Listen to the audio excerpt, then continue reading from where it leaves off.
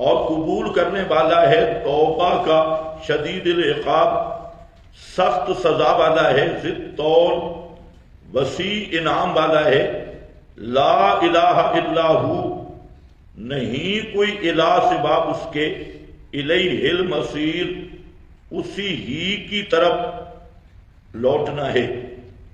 جیسے میں نے ذکر کیا کہ پہلے تمہید ہوگی اور تمہید میں 4 عنوان ہوں گے، اندر فٹ کر لیں اس کو کہ تنزیل الکتاب کے اوپر لکھا ہوگا تمہید،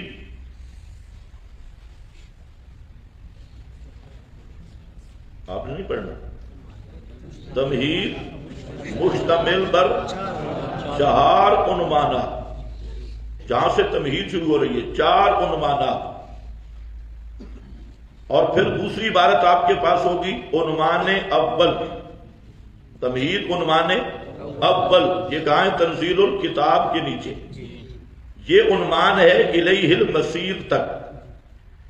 اس عنوان کا خلاصہ یہ ہے کہ یہ دعویٰ فدع اللہ مخلصین لہ الدین، یہ معمولی دعویٰ نہیں، یہ منزل من اللہ دعویٰ ہے، یہ حکم نامہ اللہ کی طرف سے ہے، کسی مولوی پیر کا حکم نہیں،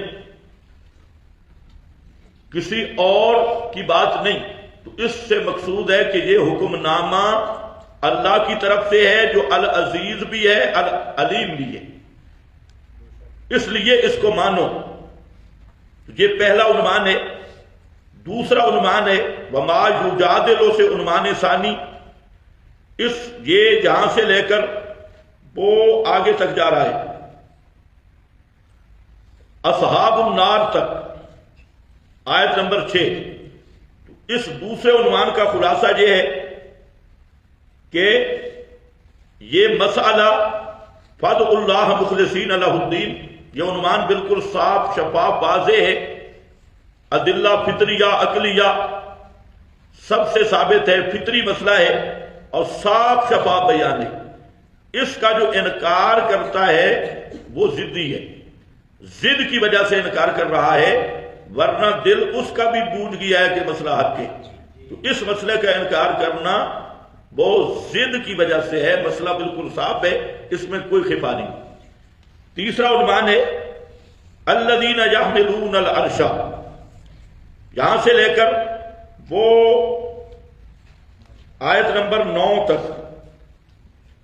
اس عنوان کا خلاصہ یہ ہے کہ یہ مسئلہ اتنا عظیم الشان ہے، فدع اللہ مخلصین لہ الدین والا مسئلہ یہ اتنا عظیم الشان ہے، اگر اس کو مان لو گے تو اللہ کے عرش اٹھانے والے فرشتے بھی تمہارے لیے دعائیں کریں گے۔ یہ اتنا عظیم مسئلہ ہے، اس پہ ایمان لاؤ گے تو عرش کے فرشتے بھی آپ کے لیے دعائیں کریں گے۔ عزیز عظمت مسئلہ کا بیان اور بشارت ہے، اس کو معمولی نہ سمجھنا۔ اس کے بعد ہے ان الذین کفروا، یہ آگے تک چلا گیا، وہ هو الذی یریکم تک، یہ چوتھا عنوان ہے، اور اس میں بیان کیا گیا کہ جو اس مسئلہ کو نہیں مانے گا سیدھا جہنم میں جائے گا، اور جہنم میں حسرتیں کرو گے کام نہیں آئیں گی، اس لیے اس مسئلہ کو مان لو، نہیں مانو گے جہنم میں جاؤ گے اور وہاں کا رونا کام نہیں آئے گا۔ یہ 4 عنوان آگے۔ پہلا عنوان یہ حکم نامہ بڑے بادشاہ کرے، شہنشاہ مطلق کرے، اس کو مان لو، معمولی نہیں، مانو گے تو غافر الذنب ہے، قابل التوب ہے، مانو گے گناہ بخشے جائیں گے، جو اب تک کیا ہے وہ بھی معاف ہو جائے گا۔ پھر فرمایا یہ حکم نامہ واضح ہے، یہ نہیں کہ سمجھ نہیں آتی، مسئلہ سمجھ نہیں آتا ضد کی وجہ سے اور اندر کی گندگی کی وجہ سے، ورنہ مسئلہ بالکل صاف شفاف واضح بیان ہے۔ اور تیسرا ہے بڑا شان والا مسئلہ، فضائل پہ بہت بڑھتے ہو، یہ فضائل بھی سنو، جو فدع اللہ مخلصین لہ الدین والا دعویٰ مانے گا تو حملۃ العرش بھی اس کے لیے دعا کریں گے اور اس کی خیر خواہی کریں گے۔ اور پھر فرمایا نہیں مانو گے تو جہنم میں جلو گے، سڑو گے، مرو گے۔ مرنے سے مراد لا یموت فیہا بھلا یا وہاں پر تڑپو گے، چیخو گے، چلاؤ گے، لیکن کوئی فریاد رس نہیں ہوگا۔ تو اس لیے اس دعویٰ کو مان لو۔ یہ ہیں 4 عنوانات۔ اس کے بعد هو الذی، وہی ذات ہے، یریکم آیاتہ سے لے کر الا من یونیب تک ترغیب الی الدعوہ ہے۔ فادعوا اللہ میں بیان دعوہ ہے، ترغیب الی الدعوہ۔ یہ 14 نمبر آیت تک ربط مکمل ہو گیا۔ اب ذرا میری طرف توجہ فرمائیں، اندر کچھ کلمات لکھے ہیں، ان کو بھی سمجھنا ہے، کچھ باتیں میں نے عرض کرنی ہیں ان کو بھی سمجھنا ہے۔ حامیم اللہ عالم بمرادہ بذالک، اس کی اصل بات تو الف لام میم کی ہے، لیکن جو نئے ساتھی ہیں ان کے لیے بالکل اجمالاً میں ایک بات عرض کرتا ہوں کہ قرآن کریم کی آیات 2 قسم پہ ہیں۔ نمبر 1 آیات بینات، نمبر 2 آیات متشابہات۔ پھر جو متشابہ ہے یہ 2 قسم پہ ہے، ایک متشابہ حقیقی، ایک متشابہ حکمی۔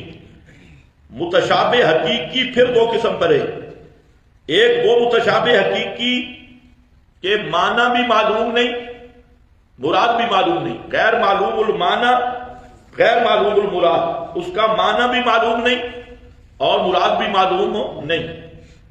دوسرا متشابہات حقیقی، معنی معلوم ہے، مراد معلوم نہیں، جیسا کہ صفات ہے۔ صفات باری کا مسئلہ ہے تو معنی معلوم ہے لیکن مراد معلوم نہیں ہے، اس کو معلوم المعنی غیر معلوم المراد، یہ متشابہ حقیقی ہے۔ متشابہ حکمی کی 3 قسمیں ہیں، ایک متشابہ حکمی محتمل للمعنیین یا للمعانی، یعنی آیت ہے اس کے 2 معنی بن رہے ہیں، لیکن وہ معنی کیسے ہیں کہ آپس میں جمع نہیں ہوتے۔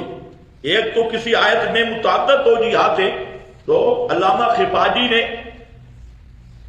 بیضاوی کا حاشیے میں تصریح کی، اسی طرح دیگر حضرات نے بھی، کہ آپ اکثر پڑھیں گے کوئی آیت فیہ وجوہ، اس کے کئی معنی ہیں، تو اس کو یہ دیکھنا ہے اگر وہ معنی جمع ہو سکتے ہیں تو اختلاف التعبیر ہے، فقط سارے جمع ہوں گے۔ اور یہ آگے چل کے میں اس کی مثال بھی آ رہی ہے، ابھی آپ کے سبق میں بھی آئی ہے۔ اور اگر ان میں تضاد یا نقیض ہے، جمع نہیں ہو سکتے، وہاں اس کو احتمال کہتی ہے۔ تو محتمل للمعنیین یا محتمل للمعانی، کبھی 2 معنی ہوں گے، کبھی کئی معنوں کا احتمال ہوگا، محتمل للمعانی ایک۔ دوسرا یہ کہ مجمل ہوگا، مجمل کو تفصیل کی ضرورت ہے، اور تیسرا یہ کہ ابہام کو تفصیل کی ضرورت ہے۔ اس کو کہتے ہیں متشابہ حکمی۔ توجہ ہے میری طرف، متشابہ حکمی۔ متشابہ حکمی میں کتنی چیزیں ہیں؟ 3۔ ایک محتمل لفظ کے 2 معنی بن رہے ہیں، جمع نہیں ہوتے، یا زیادہ معنی بن رہے ہیں، یا لفظ میں ابہام آیا ہے، ابہام تفصیل کا تقاضا کرتا ہے، یا لفظ میں اجمال آیا ہے، اجمال تفصیل کا تقاضا کرتا ہے، وہاں تفصیل درکار ہے، تفصیل درکار ہے۔ اور جہاں جب محتمل المعنی جائے 2 معنی ہیں تو تعجیل درکار ہے۔ اس تعجیل، اس تفسیر اور اس تفصیل، یہ تینوں چیزیں کہاں سے معلوم ہوں گی؟ وہ معلوم شدہ اصول ہیں، تفسیر القرآن بالقرآن، تفسیر القرآن بالحدیث، تفسیر القرآن باقوال الصحابہ، تفسیر القرآن باقوال التابعین۔ لیکن ہوگی کس کی؟ متشابہات حکمی، یہ ذہن میں رکھنا ہے۔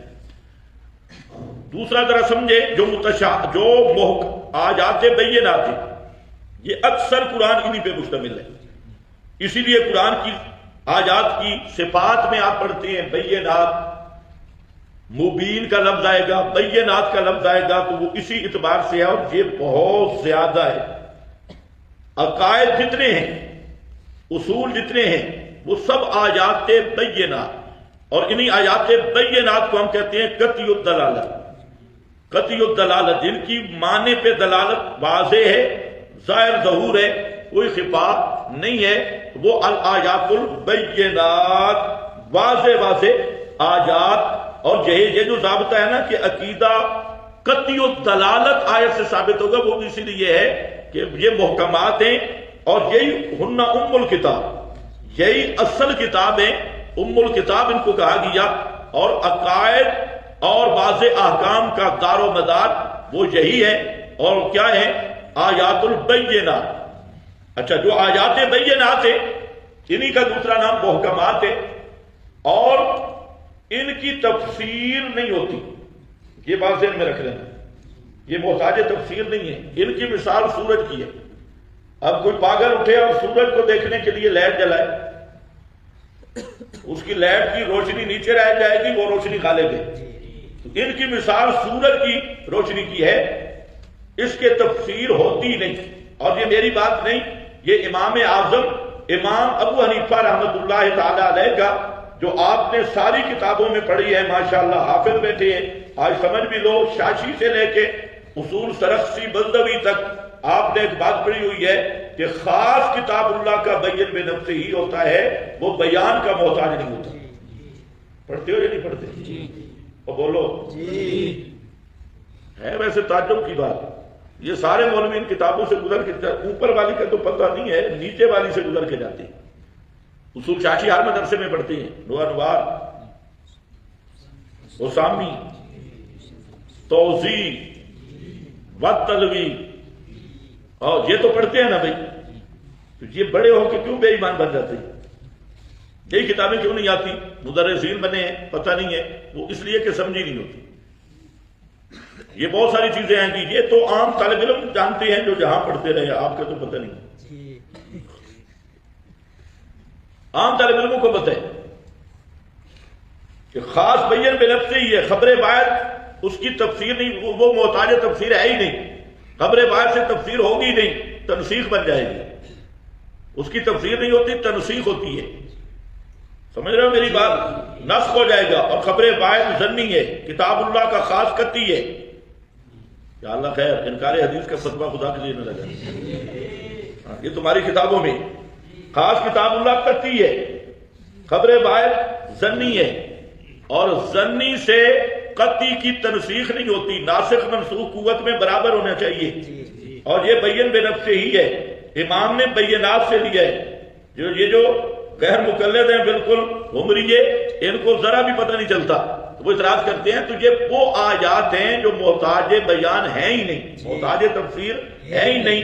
اس کی بالکل ایسی مثال ہے کہ سورج دوپہر پہ اور کوئی غیر مقلد بیٹری کی لائٹ لگا رہا ہو، کیوں جی میں سورج دیکھنا چاہتا ہوں،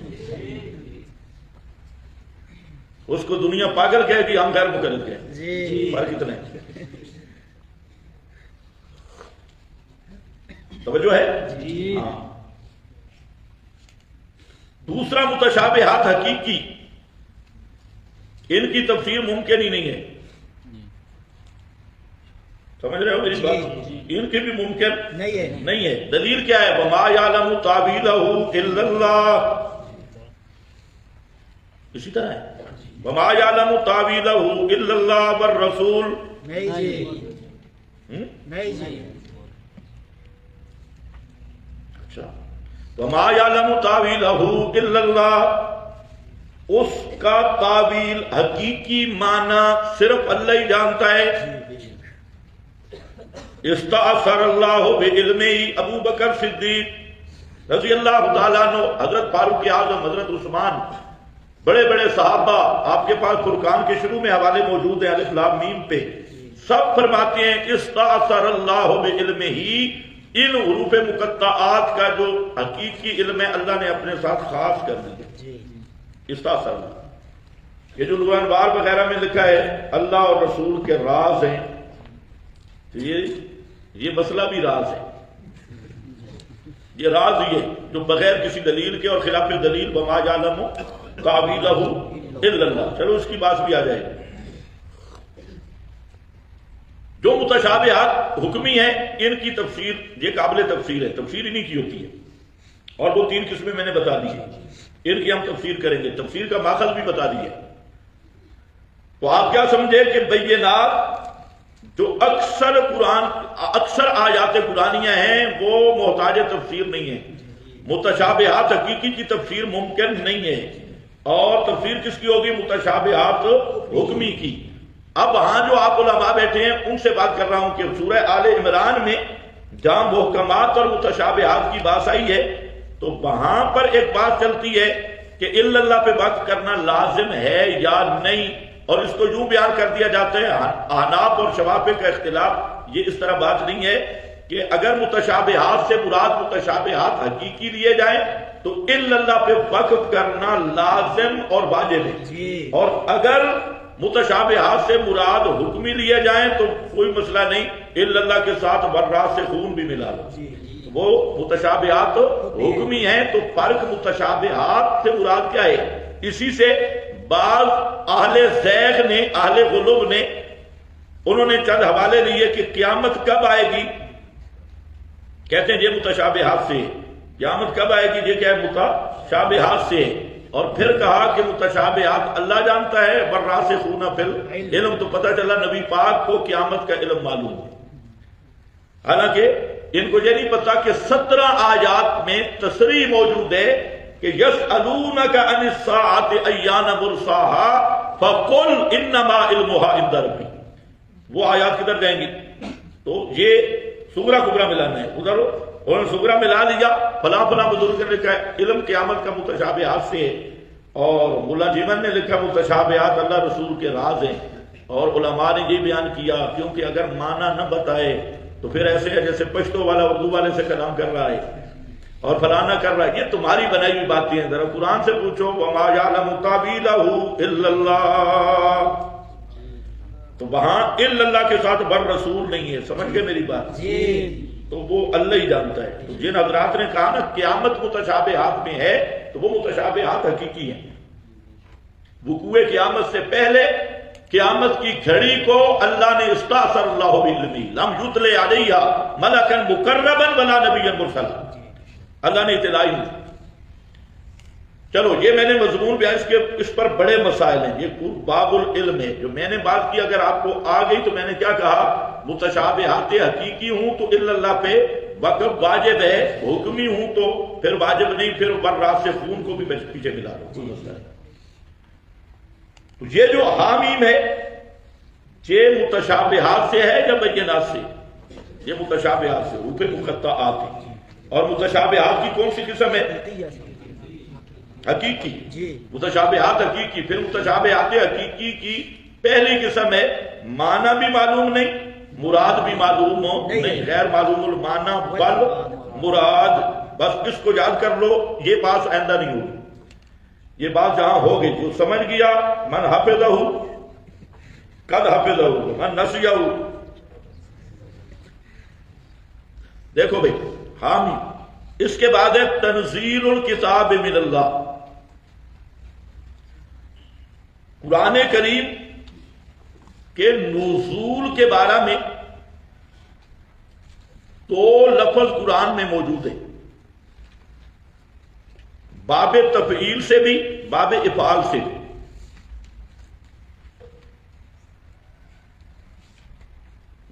تنزیل نزلہ علی قلبک، اور شہر رمضان الذی انزل فیہ القرآن، انزل فیہ القرآن نزلہ علی قلبک، اس طرح کی اور بھی بہت ساری آیات، تنزیل انزال دونوں۔ اب مسئلہ یہ ہے کہ تنزیل اور انزال میں کوئی فرق ہے یا نہیں؟ تو ائمہ لغت نے اس میں فرق کیا ہے۔ ائمہ لغت فرماتے ہیں کہ تنزیل کا معنی ہے تدریجی نزول، نجمن نجمن، آیتن آیتن، وقفے وقفے سے نزول۔ میں 3 قسم کے لفظ بولوں گا، معنی ایک ہوگا، ایک علماء کے لیے، ایک طلباء کے لیے، اور ایک جٹاٹیٹ کے لیے۔ تو اگر جو عامی لوگ ہیں ان کو سمجھ نہ آئے نا اتلے اوپر والے 2 لفظ تو پریشانی ہونا، معنی وہی ہوتا ہے جو نیچے میں لفظ بولوں گا آخر۔ تو تنزیل کس کو کہتے ہیں بھائی؟ تنزیل نزلہ، شد والا، انزال بغیر شد والا۔ تو تنزیل نزول تدریجی، انزال نزول دفعتن، تنزیل تھوڑا تھوڑا نازل کرنا وقفے وقفے کے ساتھ، اور انزال یک بارگی نازل کرنا ایک وقت میں، جیسے تورات نازل ہوئی، حضرت موسیٰ علیہ السلام کو طور پہ گئے، کٹھی تورات مل گئی، انجیل نازل ہوئی، زبور نازل ہوئی، کٹھی مل گئی دفعتن۔ اب مسئلہ یہ ہے کہ قرآن کے لیے دونوں لفظ آ گئے، انزال بھی تنزیل بھی۔ تو قرآن کا نزول تدریجی ہے یا یک بارگی ہے؟ 23 سال کے عرصے میں قرآن نازل ہوئی، 23 سال، یہ نزول تدریجی ہے اور یہ حتمی بات ہے۔ اس اشکال کے جواب میں بعض حضرات نے کہا کہ قرآن کا نزول تدریجی بھی ہے، یک بارگی بھی ہے۔ انہوں نے یہ تقریر کی کہ لوح محفوظ سے آسمان دنیا میں بیت العزت میں یک بارگی نازل ہوا، اور پھر بیت العزت سے آگے نجمن نجمن آیتن آیتن نازل ہوا، لیکن اس کی دلیل کوئی بھی نہیں۔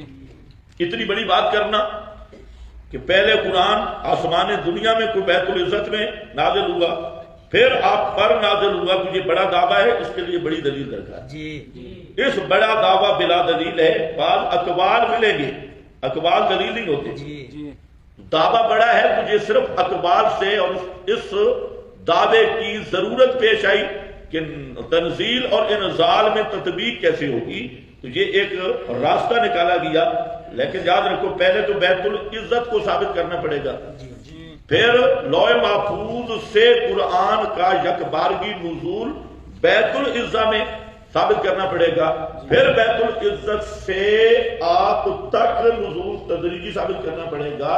تو یہ بہت سارے مسائل اور بڑے دعوے ہیں، اور یہ دعویٰ بلا دلیل ہے، اس لیے ہم معذرت خواہ ہیں۔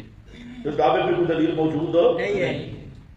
اصل بات یہ ہے کہ یہ بات تو حتمی ہے کہ قرآن کا نزول تدریجی ہے، 23 سال تک قرآن نازل ہوتا رہا، اور یہی منشا شبہ مشرکین تھا۔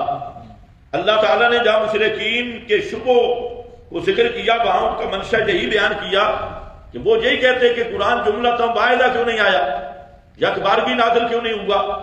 یہ جو تھوڑا تھوڑا نازل ہو رہا ہے تو معلوم ہوتا ہے خود بناتا ہے اور پھر لکھواتا ہے۔ آج بھی ملحدین کا سب سے بڑا اعتراض یہی ہے کہ باقی کتابیں تم کہتے ہو کٹھی آئیں، قرآن تھوڑا تھوڑا آیا، تو تھوڑا تھوڑا آپ بناتے تھے اور معاذ اللہ اور پھر تصنیف کیا اور بیان کر دیتے تھے۔ تو قرآن نے بھی کہا ان کنتم فی ریب مما انزلنا، نہیں ہے مما نزلنا، یہ منشا شبہ ہے، مما نزلنا۔ اگر تمہیں تنزیل کی وجہ سے شبہ ہوا ہے تو فاتو کی صورت ہے، تو ہم بھی تو پورے قرآن کا مطالبہ جا نہیں کر رہے ہیں، فاتو کی صورت ہے، ایک صورت کا تنزیل پہ اعتراض کرتے ہو تو ایک صورت تو یک بارگی نہیں ہے، لو منشا شبہ ہے۔ توجہ ہے میری طرف؟ اسی طرح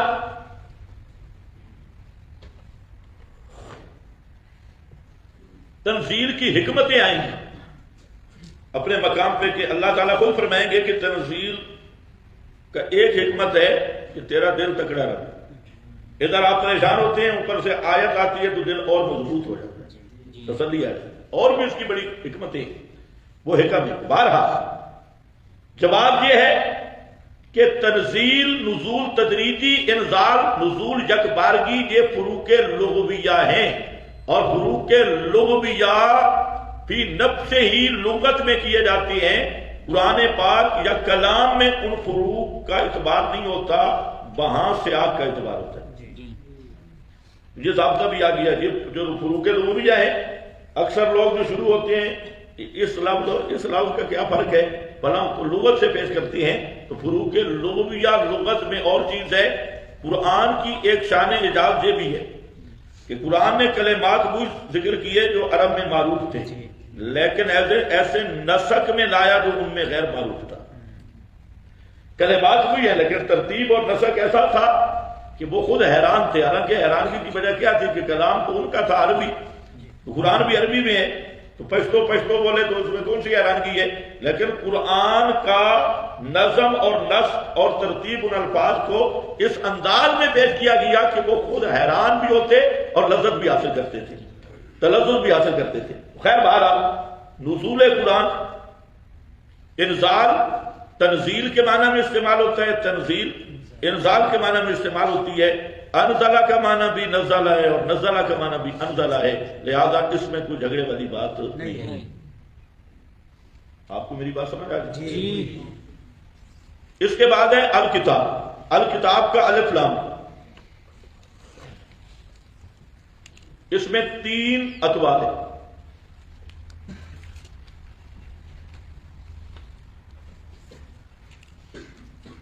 ایک قول یہ ہے کہ الف لام سے مراد پورا قرآن ہے، تنزیل الکتاب، الکتاب پورا قرآن مراد ہے۔ دوسرا قول یہ ہے کہ الف لام سے مراد سورت، حالی سورہ، یہ سورت مراد ہے۔ تیسرا قول ہے حضرت مولانا حسین علی صاحب رحمۃ اللہ علیہ، اور وہ میں انشاءاللہ بتاؤں گا کہ اصل قول وہی ہے۔ حضرت فرماتے ہیں کہ الکتاب کا الف لام عہد کا ہے اور معہود دعویٰ ہے فادع اللہ والا۔ معہود دعویٰ ہے کیا؟ فادع اللہ مخلصین اللہ الدین والا دعویٰ مراد ہے۔ واہ زبردست بات ہے۔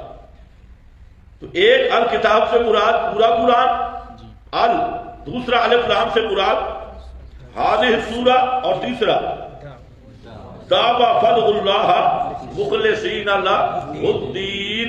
تو یہ حضرت مولانا حسین علی زندہ باد بہترین توجیہ ہے، اس پر میں آگے قرائن پیش کروں گا، اور اصل جہاں الکتاب سے مراد اور معہود ہی فادع اللہ والا دعویٰ ہے۔ بالکل صحیح۔ تنزیل الکتاب، تنزیل کے نیچے لکھا ہے کیفیت نزول، ابھی میں نے بتائی تدریجی یا یکبارگی، اس لیے آپ کے پاس عنوان لکھا ہے کیفیت نزول، کیفیت نزول کی بات ہوگی۔ اس کے بعد ہے تنزیل الکتاب، یہ جو تنزیل ہے مصدر مبنی للمفعول ہے، اور تنزیل کی اضافت الکتاب کی طرف اضافت الصفت الی الموصوف ہے، الکتاب المنزل، عبارت الکتاب المنزل، تو تنزیل مفعول کے معنی میں ہوگا، المنزل کے معنی میں، اور اضافت صفت کی موصوف کی طرف تو کتاب کو کیا بنا لو؟ موصوف، المنزل کو صفت، تو معنی کیا بنے گا؟ ھذا الکتاب المنزل، ھذا الکتاب المنزل، یہ منزل کتاب، من اللہ بیان منزل ہے، کس کی طرف سے نازل کردہ ہے؟ نازل کرنے والا کون ہے؟ من اللہ، اللہ کی طرف سے۔ العزیز، العلیم، یہ صفات منزل ہیں، منزل کی صفات، کیوں؟ ذات کی معرفت ہوتی ہے صفات سے، کسی ذات کو پہچاننا ہے تو صفات سے پہچانا جاتا ہے، تو منزل اللہ ہے، تو اللہ کی معرفت میں بات ہوئی ہے کہ یہ تو قطعی بات ہے کہ اللہ کا تعارف صفات کے ذریعے ہو سکتا ہے، اور اللہ کی صفات بے شمار ہے۔ امام راضی رحمت اللہ علیہ نے جہاں بہت بہتر بات، اور وہ ہے ایک ہے قدرت کاملہ اور دوسرا ہے علم کامل۔ قدرت کاملہ، توجہ ہے، قدرت کاملہ اور علم کامل، اس کو ہمارے حضرت امام اہل سنت حضرت نیلوی شاہ صاحب رحمت اللہ علیہ تعبیر کرتے تھے ہمادان ہماکن، ہمادان ہماکن، ہمادان ہماکن، قدرت کاملہ۔ قدرت کاملہ سے مراد ہے قدرت ما فوق الاسباب، علم کامل، علم ما فوق الاسباب۔ یہ قدرت کاملہ، علم کامل، یہی دو وصف یہ الوہیت کا معیار ہے۔ علم ما فوق الاسباب، قدرت ما فوق الاسباب۔ آئے گا انشاءاللہ مسئلہ الہ کا حصہ ثانی، دوسرا حصہ، پہلا آپ پڑھ چکے ہیں، دوسرا حصہ آئے گا، اور اس میں ہم باتیں کریں گے بیجار الوہیت پہ۔ تو جہاں پر جو میں بات عرض کر رہا ہوں کہ پورا قرآن پڑھیں، انشاءاللہ آیات آئیں گی، تو اتنی بات ذہن میں رکھ لو کہ اللہ تعالی منزل ہے، تو صفات منزل ذکر کی، اس لیے کہ اس کا تعارف ہو. اور اللہ تعالیٰ کی صفات، یہاں 8 صفات کا بیان ہے، لیکن تمام صفات میں 2 صفتیں ایسی ہیں جو معیار الوہیت ہے. کیا کہہ رہا ہوں؟ معیار الوہیت. اور وہ کیا ہے؟ قدرت ما فوق الاسباب، علم ما فوق الاسباب.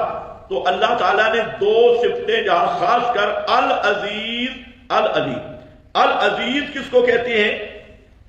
العزیز غالب، الغالب الذی لا یساویہ فی القدرت احد. وہ غالب کہ قدرت میں جس کا کوئی ہم پلہ نہ ہو. العزیز الغالب الذی لا یساویہ فی القدرت احد. اور العلیم کا متعلق ذکر نہیں کیا، اور ترک متعلق تعمیم کے لیے ہے. اس لیے آپ کے پاس لکھا ہے العلیم جاننے والا ہے ہر چیز کا. ہر چیز کا، یہ ہر چیز والا معنی میں نے کہاں سے لیا؟ ترک کے متعلق کی وجہ سے. آپ نے مختصر المعانی میں پڑھا ہے متعلق کا ترک کرنا تعمیم کے لیے ہوتا ہے. یہاں پر بھی ہر چیز کا جاننے والا. تنزیل الکتاب من اللہ العزیز العلیم. اس میں کیا حکم آیا؟ العزیز العلیم.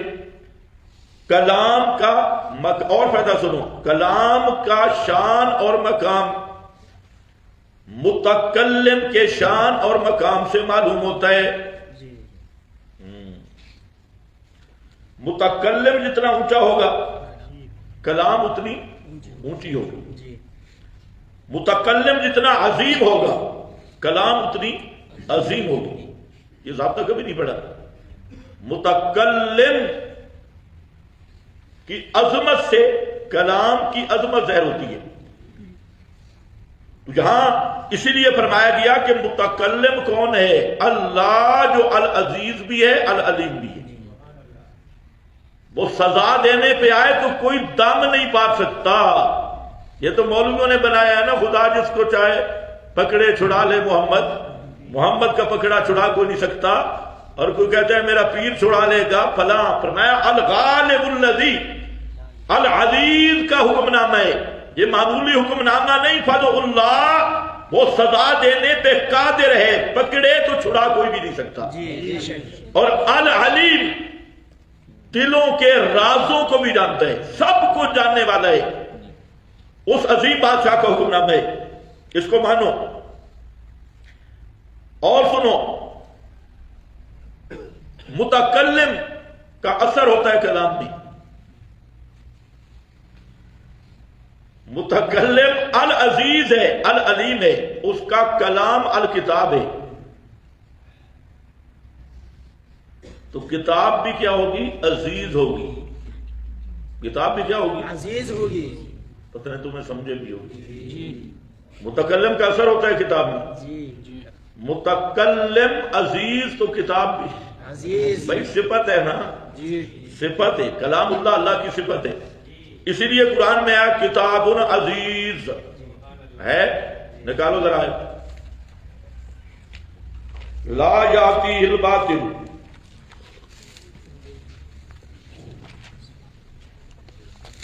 ماشاء اللہ. صفحہ نمبر 889 8-9.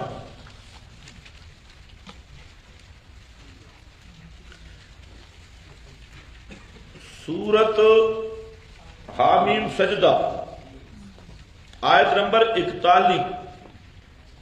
وَإِنَّهُ لَكِتَابٌ عَزِيزٌ وَإِنَّهُ لَكِتَابٌ عَزِيزٌ لَا يَأْتِيهِ الْبَاطِلُ مِنْ بَيْنِ يَدَيْهِ وَلَا مِنْ خَلْفِهِ تَنزِيلٌ مِنْ حَكِيمٍ حَمِيدٍ.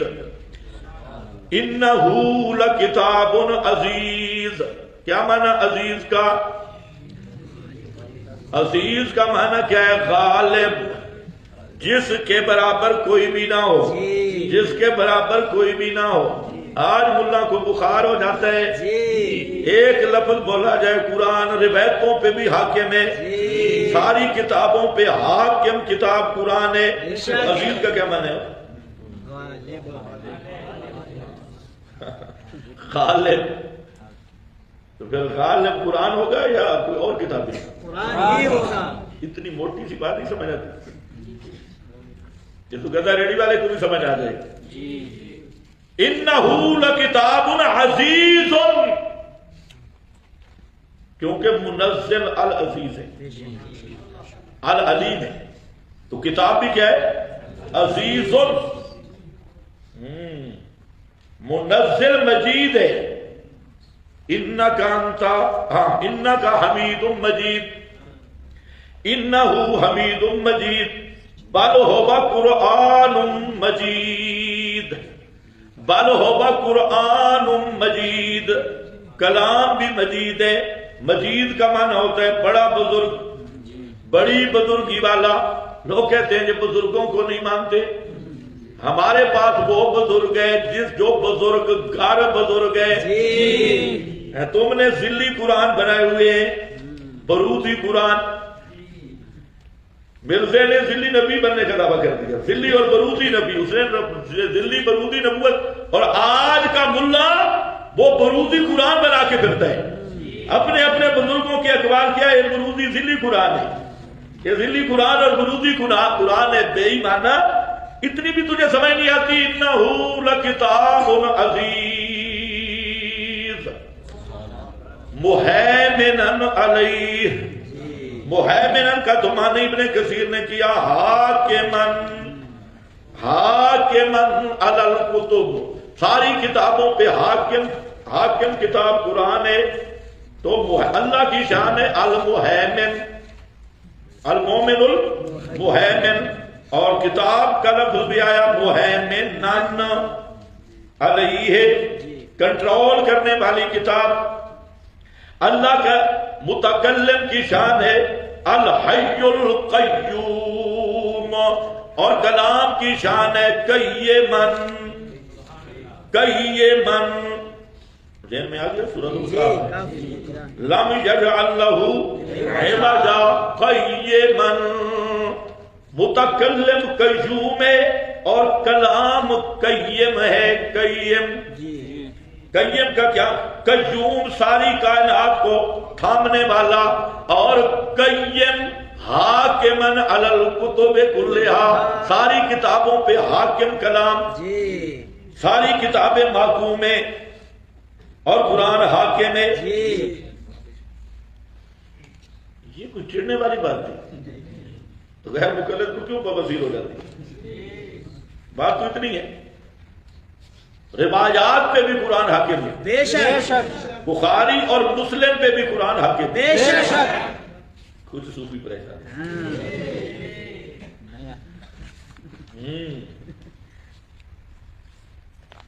پیغمبر کریم پر بھی قرآن حاکم ہے. بے شک. تمہارے مولوی کدھر جائیں گے؟ خود نبی کو اللہ نے کیا فرمایا؟ اتبع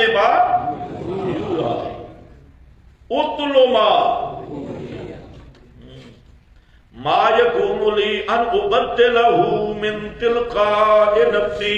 آگے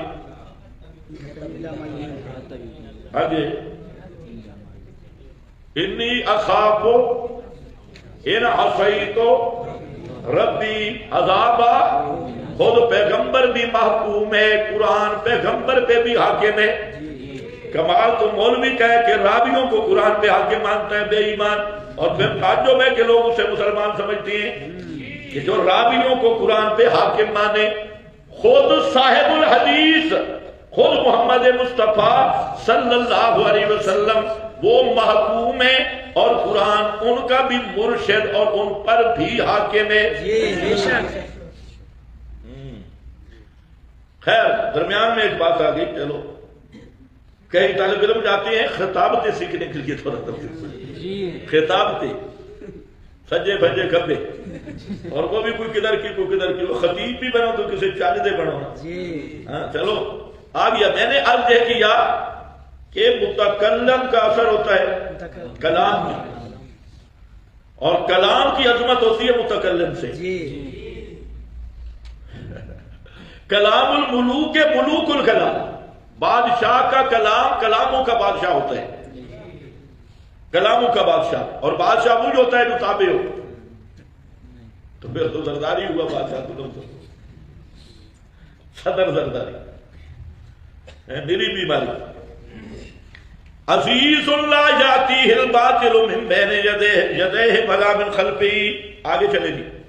تنزیل الکتاب من اللہ العزیز العلیم. غافر الذنب بخشنے والا ہے گناہوں کا.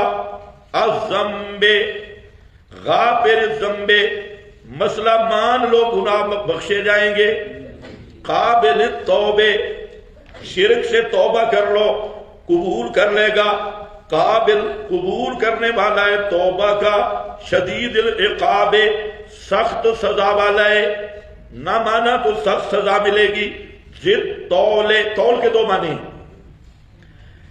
طول کا ایک معنی القدرہ بڑی طاقتوں والا ہے. ضد طول بڑی طاقتوں والا ہے.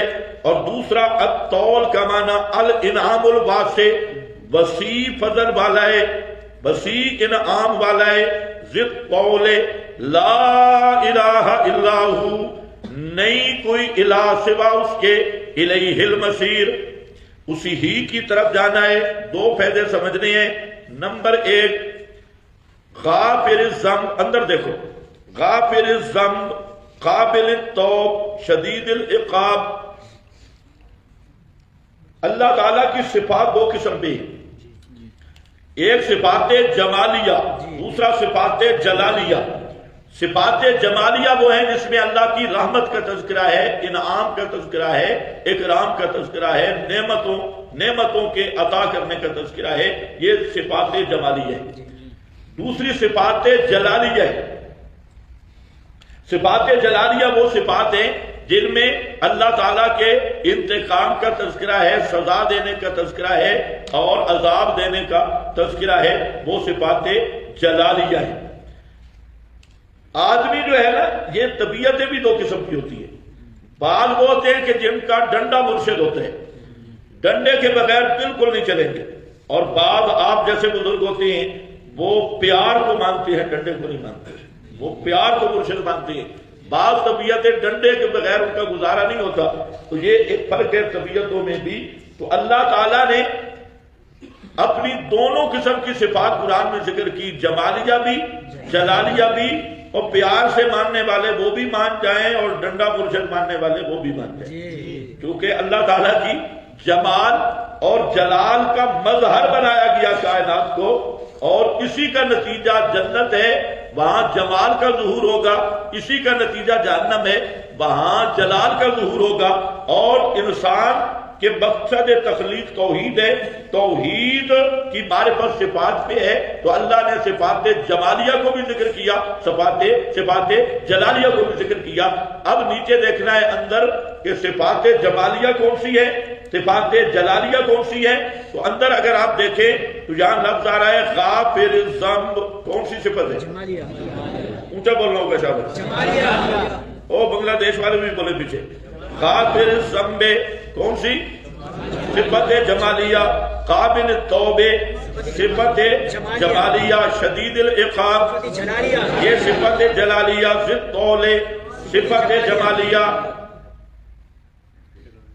سمجھ آ گئی؟ وہ صفات جلالیہ جمالیہ صفات جلالیہ دونوں کے ساتھ. پھر جہاں دوسرا فائدہ یہ سمجھنا ہے کہ آپ اندر اگر دیکھیں تو اللہ تعالیٰ کی متعدد صفات جہاں مذکور ہیں لیکن ایک فرق ہے. واو صرف ایک جگہ پہ ہے. العزیز العلیم واو نہیں. غافر الذنب و قابل التوب واو ہے.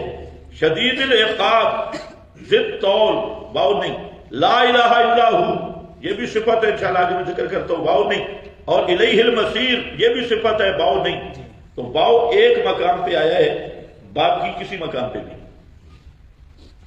اس میں کیا نکتہ ہو سکتا ہے؟ صرف غافر الذنب قابل التوب کے درمیان واو ذکر کیا باقی کہیں واو نہیں ہے.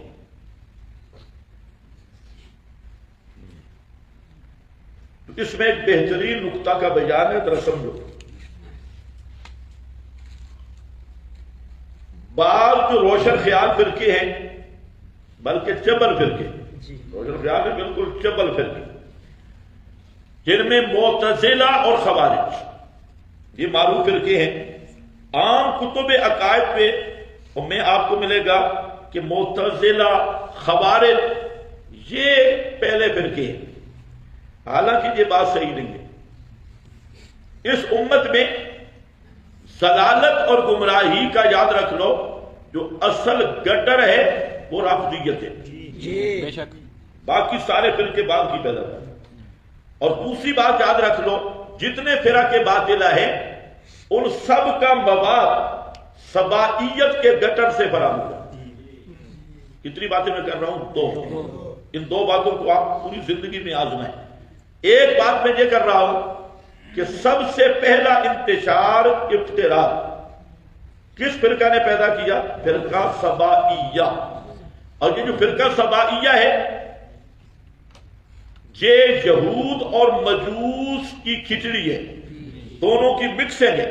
یہودی اور مجوسی مل گئے، عبداللہ ابن سبا یہودی تھا اور ایرانی مجوسی ساتھ مل گئے، اور یہ وہ حدیث میں آتا ہے، نبی کریم علیہ السلام سے عرض کیا گیا کہ آپ ہمارے یمن کے لیے دعا کریں۔ آپ نے دعا کی تو ایک بزرگ کھڑا ہوا اور اس نے کہا ہمارے نجد کے لیے دعا کریں،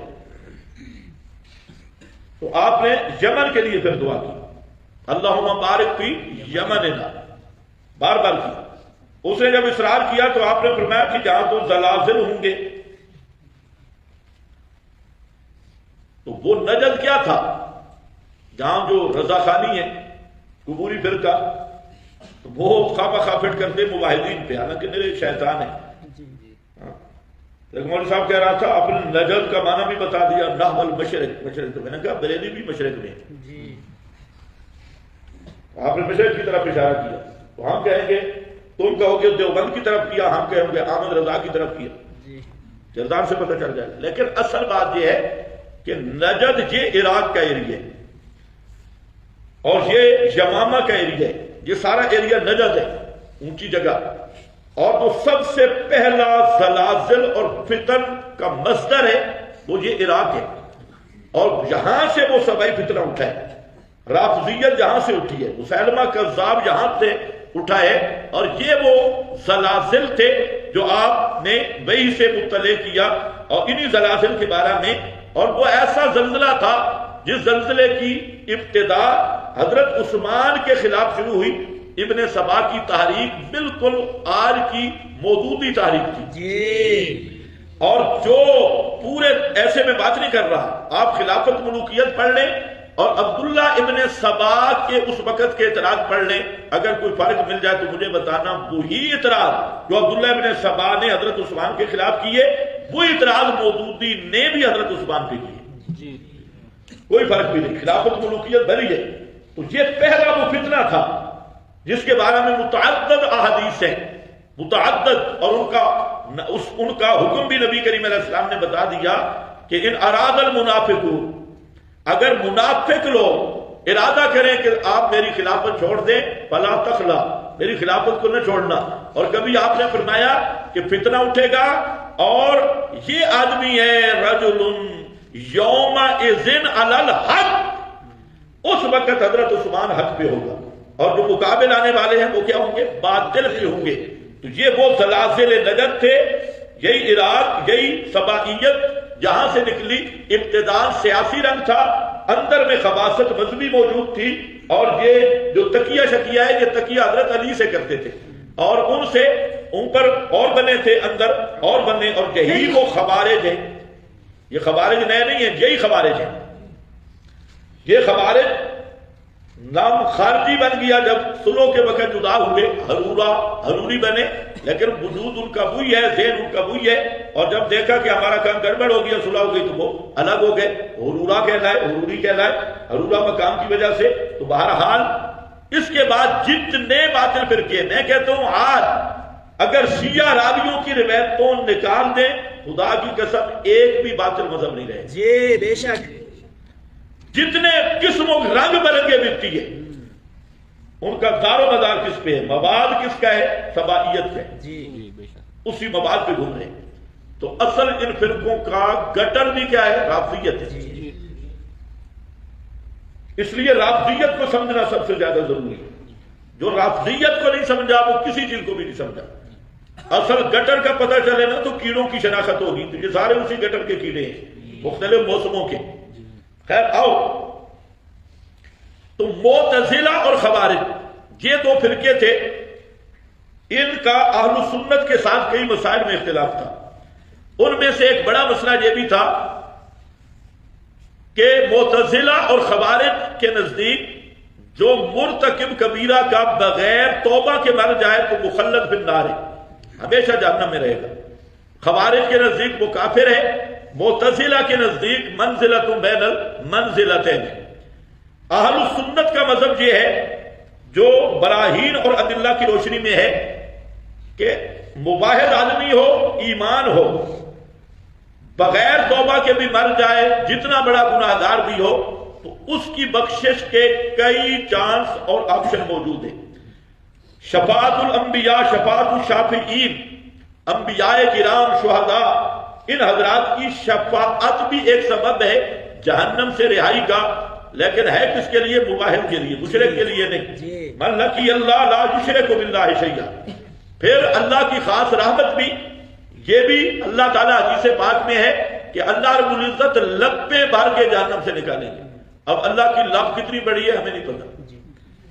اور بھی جہنم کی سزا بھگتنے کے بعد بھی کئی بزرگ جنت میں جائیں گے. جنت میں بالکل پاک صاف، جتنی بے ایمانیاں ہوں گی ساری دھل جائیں گی، زنگ شنگ اتر جائے گی، اور پھر وہ نکل کے جہنم میں جائیں گے. یہ بھی ایک آپ جانے کچھ ایسے مباحث ہوں گے غالباً خطیب جو جہنم میں جائیں گے اور مشرکین کہیں گے واہ تم بھی ہمارے ساتھ آ گئے، بڑی توحید بیان کرتے تھے، اور ما نفعکم التوحید، تمہیں توحید نے کوئی نفع نہیں دیا، تم بھی تو آئے ہمارے ساتھ. ہر چیز سے روکتے تھے، 11ویں نہیں کھانی، 12ویں، کل 40ویں، ہم نے حلوے کھائے، گردنے بنے، اور تم سکے سڑے ہڈیوں کا مجموعہ، دنیا میں بھی کوئی چیز نہیں کھائی، اور اب آئے تو ہمارے ساتھ جہنم میں ہو. اللہ فرمائیں گے اخرجوا عبادی، ان کو چلو مواعظوں کو نکالو، ان کو جنت میں مشرک خوش ہو رہے ہیں اور وہ توحید پہ اعتراض کرتے. کئی آپشن ہے بخشش کے. اب ذرا توجہ میری طرف. تو اگر واؤ کو ہٹا دیں تو دو صفتیں ظاہر نہیں ہوتی. جی واؤ اس لیے ذکر کی کہ اللہ کی دو الگ شانیں ہیں. واؤ نہ ہو تو غافر الذنب قابل توب میں یہ ایہام تھا کہ گناہ بخشتا ہے، کوئی توبہ کرے گا، بغیر توبہ کے نہیں بخشتا. لیکن واؤ ذکر اس لیے کی کہ غافر الذنب الگ شان ہے، قابل توب الگ شان ہے. وہ چاہے تو بغیر توبہ کے بھی معاف کر دیتا ہے، اور جو توبہ کرے اس کی توبہ بھی قبول کرتا ہے. آپ کی توجہ ہے میری طرف؟ یہ اللہ کی الگ شان ہے. غافر الذنب اس کو بھی معاف کر دے گا جس کی ایک چٹ آئے گی. او حدیث البطاق، 99 دفتر گناہوں کے صرف ایک کاغذ ہوگا، اور اس میں کیا ہوگا؟ لا الہ الا اللہ. اس کو بھی معاف کر دے گا، اور بھی بڑے بڑے گناہ گاروں کو معاف کرے گا، کیونکہ انی لغفار لمن تاب. غفارون یہ بڑا مبالغہ ہے. اچھا جہاں پر میں نے کیا عرض کی، بات لمبی نہ ہو جائے، کہ جہاں اللہ کی دونوں مستقل شانیں ہیں، غافر الذنب الگ ہے، قابل التوب الگ ہے، اسی نقطہ کے لیے جہاں واؤ ذکر کی گئی. حاصل کیا نکلا؟ توبہ تائب کو بھی معاف کرتا ہے، غیر تائب کو بھی معاف کرتا ہے، بشرطے کہ فاضل اللہ پہ ایمان رکھے، مشرک نہ ہو، غیر اللہ کو پکارنے والا نہ ہو. غافر الذنب. آپ کے حاشیے پہ ایک واقعہ لکھا ہے، بعض واقعے صرف خطباء کے لیے لکھے ہیں. حضرت فاروق اعظم رضی اللہ تعالیٰ عنہ کا کہ ایک آدمی گناہوں میں مبتلا ہوا، شراب نوشی میں. حضرت عمر کو جب پتا چلا کہ اس کا حالت بگڑی ہے تو حضرت عمر نے خط لکھا، اور خط میں یہی ایتیں لکھی، غافر الذنب وقابل التوب شدید العقاب. جب اس آدمی نے خط پڑھا تو فوراً تائب ہو گئی. تو حضرت عمر رضی اللہ تعالیٰ عنہ نے پھر یہ ساتھ جب پتہ چلا خوش ہوئے اور ساتھ فرمایا کہ جب کوئی بھائی ٹیڑھا چلنے لگے تو اسے سیدھا کیا کرو، شیطان کے معاون نہ بنے کرو، تان و تشریح نہ کرو، اس کو نصیحت کر کے سیدھا کرو۔ یہ حضرت فاروق اعظم کی نصیحت۔ اس میں راز کیا تھا؟ اس میں بڑا راز ہے۔ ایمان جو ہے وہ بین الخوف والرجاء ہے۔ تو جہاں پر شدید العقاب جلالی صفت ہے، غافر الذنب قابل توب جمالی صفت ہے، اس میں بھی اشارہ ہے کہ کہیں دھوکے میں نہ پڑنا کہ غافر غافر کہتا رہے، شدید کو بھی مد نظر رکھنا ہے۔ اس کا جمال بھی ہے، اس کا جلال بھی ہے۔ جمال کی امیدیں رکھنا اور جلال کا خوف بھی رکھنا۔ یہ نہیں ہے کہ صرف جمال کی طرف گیا تب بھی تیرا بیڑا غرق ہو جائے گا، اور صرف جلال کی طرف گیا تو مایوس ہو کے تب بھی بے ایمان ہو جائے گا۔ تو یہ ہے الایمان بین الخوف والرجاء، امید اور خوف کے درمیانی کیفیت کا نام ایمان ہے۔ یہ حدیث نہیں ہے، یہ ماخوذ من القرآن مقولہ ہے، الایمان بین الخوف والرجاء۔ بعض لوگوں نے اسے حدیث کہہ دیا ہے، مجھے تو نہیں ملی کہیں بھی یہ حدیث۔ بہرحال یہ ماخوذ جملہ ہے، اور اگر اس کو شدید العقاب اور مقام پہ بھی سورۃ الحجر نکالیں، آیت نمبر 49، یہ متعدد مقامات پہ مضمون ہے۔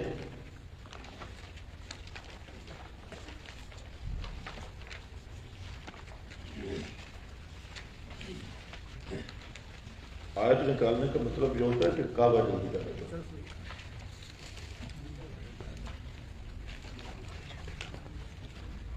صفحہ نمبر جی 491۔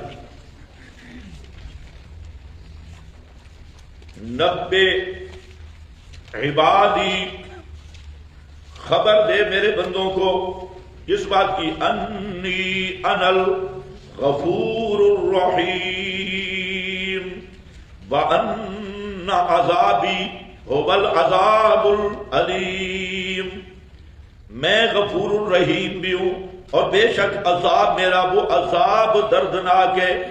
العذاب بے فکر نہیں ہونا، یاس بھی کفر ہے، لا یئس من روح اللہ الا القوم الکافرون، یاس بھی نہیں ہے۔ اور اب امن من العذاب، بے خوف ہو جانا، یہ بھی کفر ہے۔ ایمان کیا ہے؟ اللہ کی شان رحیمی پر امیدیں ہوں اور شان جلالی کا خوف ہو، اس لیے جمال بھی جلال بھی ذکر کیا۔ اچھا ایک اور بات میں ذرا غور کرو، غافر الذنب جمال، قابل التوب جمال، ذی الطول جمال، شدید العقاب جلال۔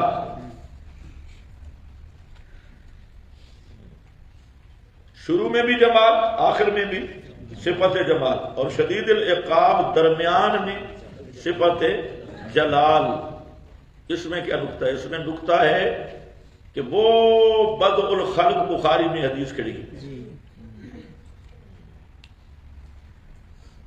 فرمایا کہ میری رحمت میرے غضب پہ غالب ہے، رحمتی غضبت علی غضبی۔ اور یہ کب لکھا؟ جب پروگرام کی ابتدا تھی، بدء الخلق میں، وہاں اللہ نے لوح محفوظ پہ اور بورڈ لگا دیا کہ میری رحمت جو ہے وہ میرے غضب پہ غالب ہے۔ اور وہی تو ہے، نیکی ایک کرو اجر 10 کا، اور گناہ ایک کرو تو ایک ہی۔ نیکی کی نیت کرو،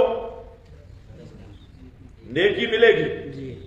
گناہ کا عزم جب تک نہ ہو، عزم مع الاقدام، گناہ نہیں لکھا جائے گا، گناہ لکھا جائے گا عزم مع الاقدام بھی ہو۔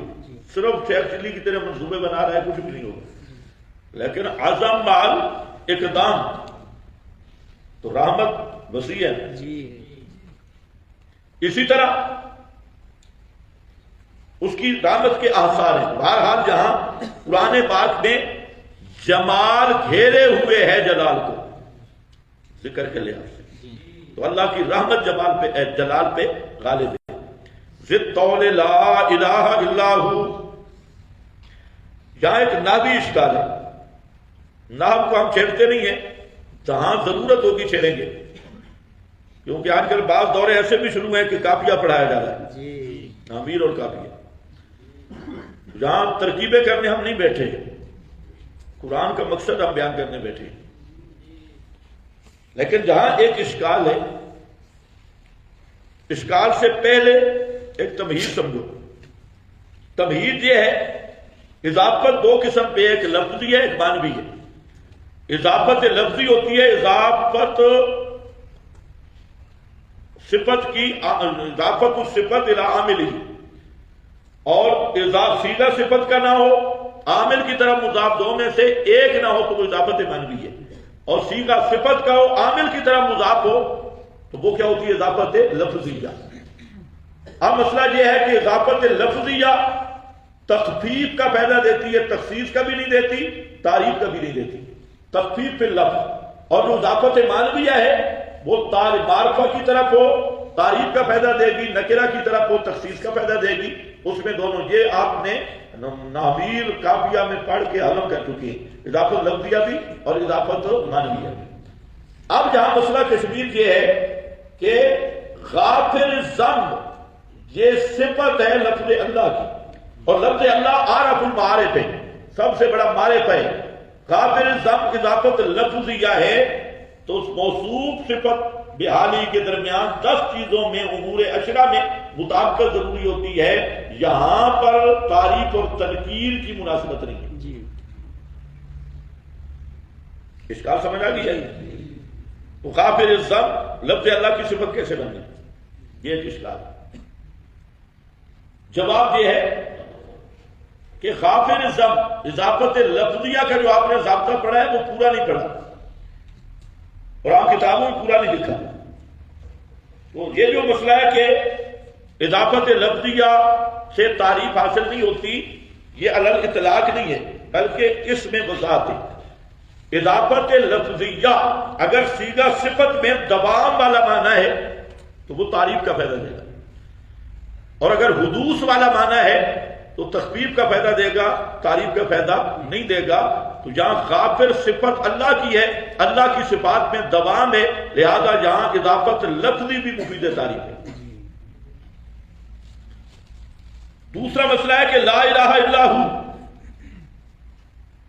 اس کے بارے میں دو قول ہیں۔ ایک قول یہ ہے کہ یہ بھی اللہ کی صفت ہے، لا الہ الا ہو۔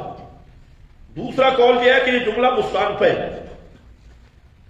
میں پہلا قول لے رہا ہوں کہ لا الہ الا ہو یہ بھی اللہ تعالیٰ کی صفت ہے، اس پر بھی ایک اشکال ہوگا، اور اشکال جو ہے بڑے طلباء اور علماء صرف وہ توجہ کریں، باقی جو ہے تھوڑا سا ریسٹ کر لیں، اشکال سے ہم آگے چلتے ہیں۔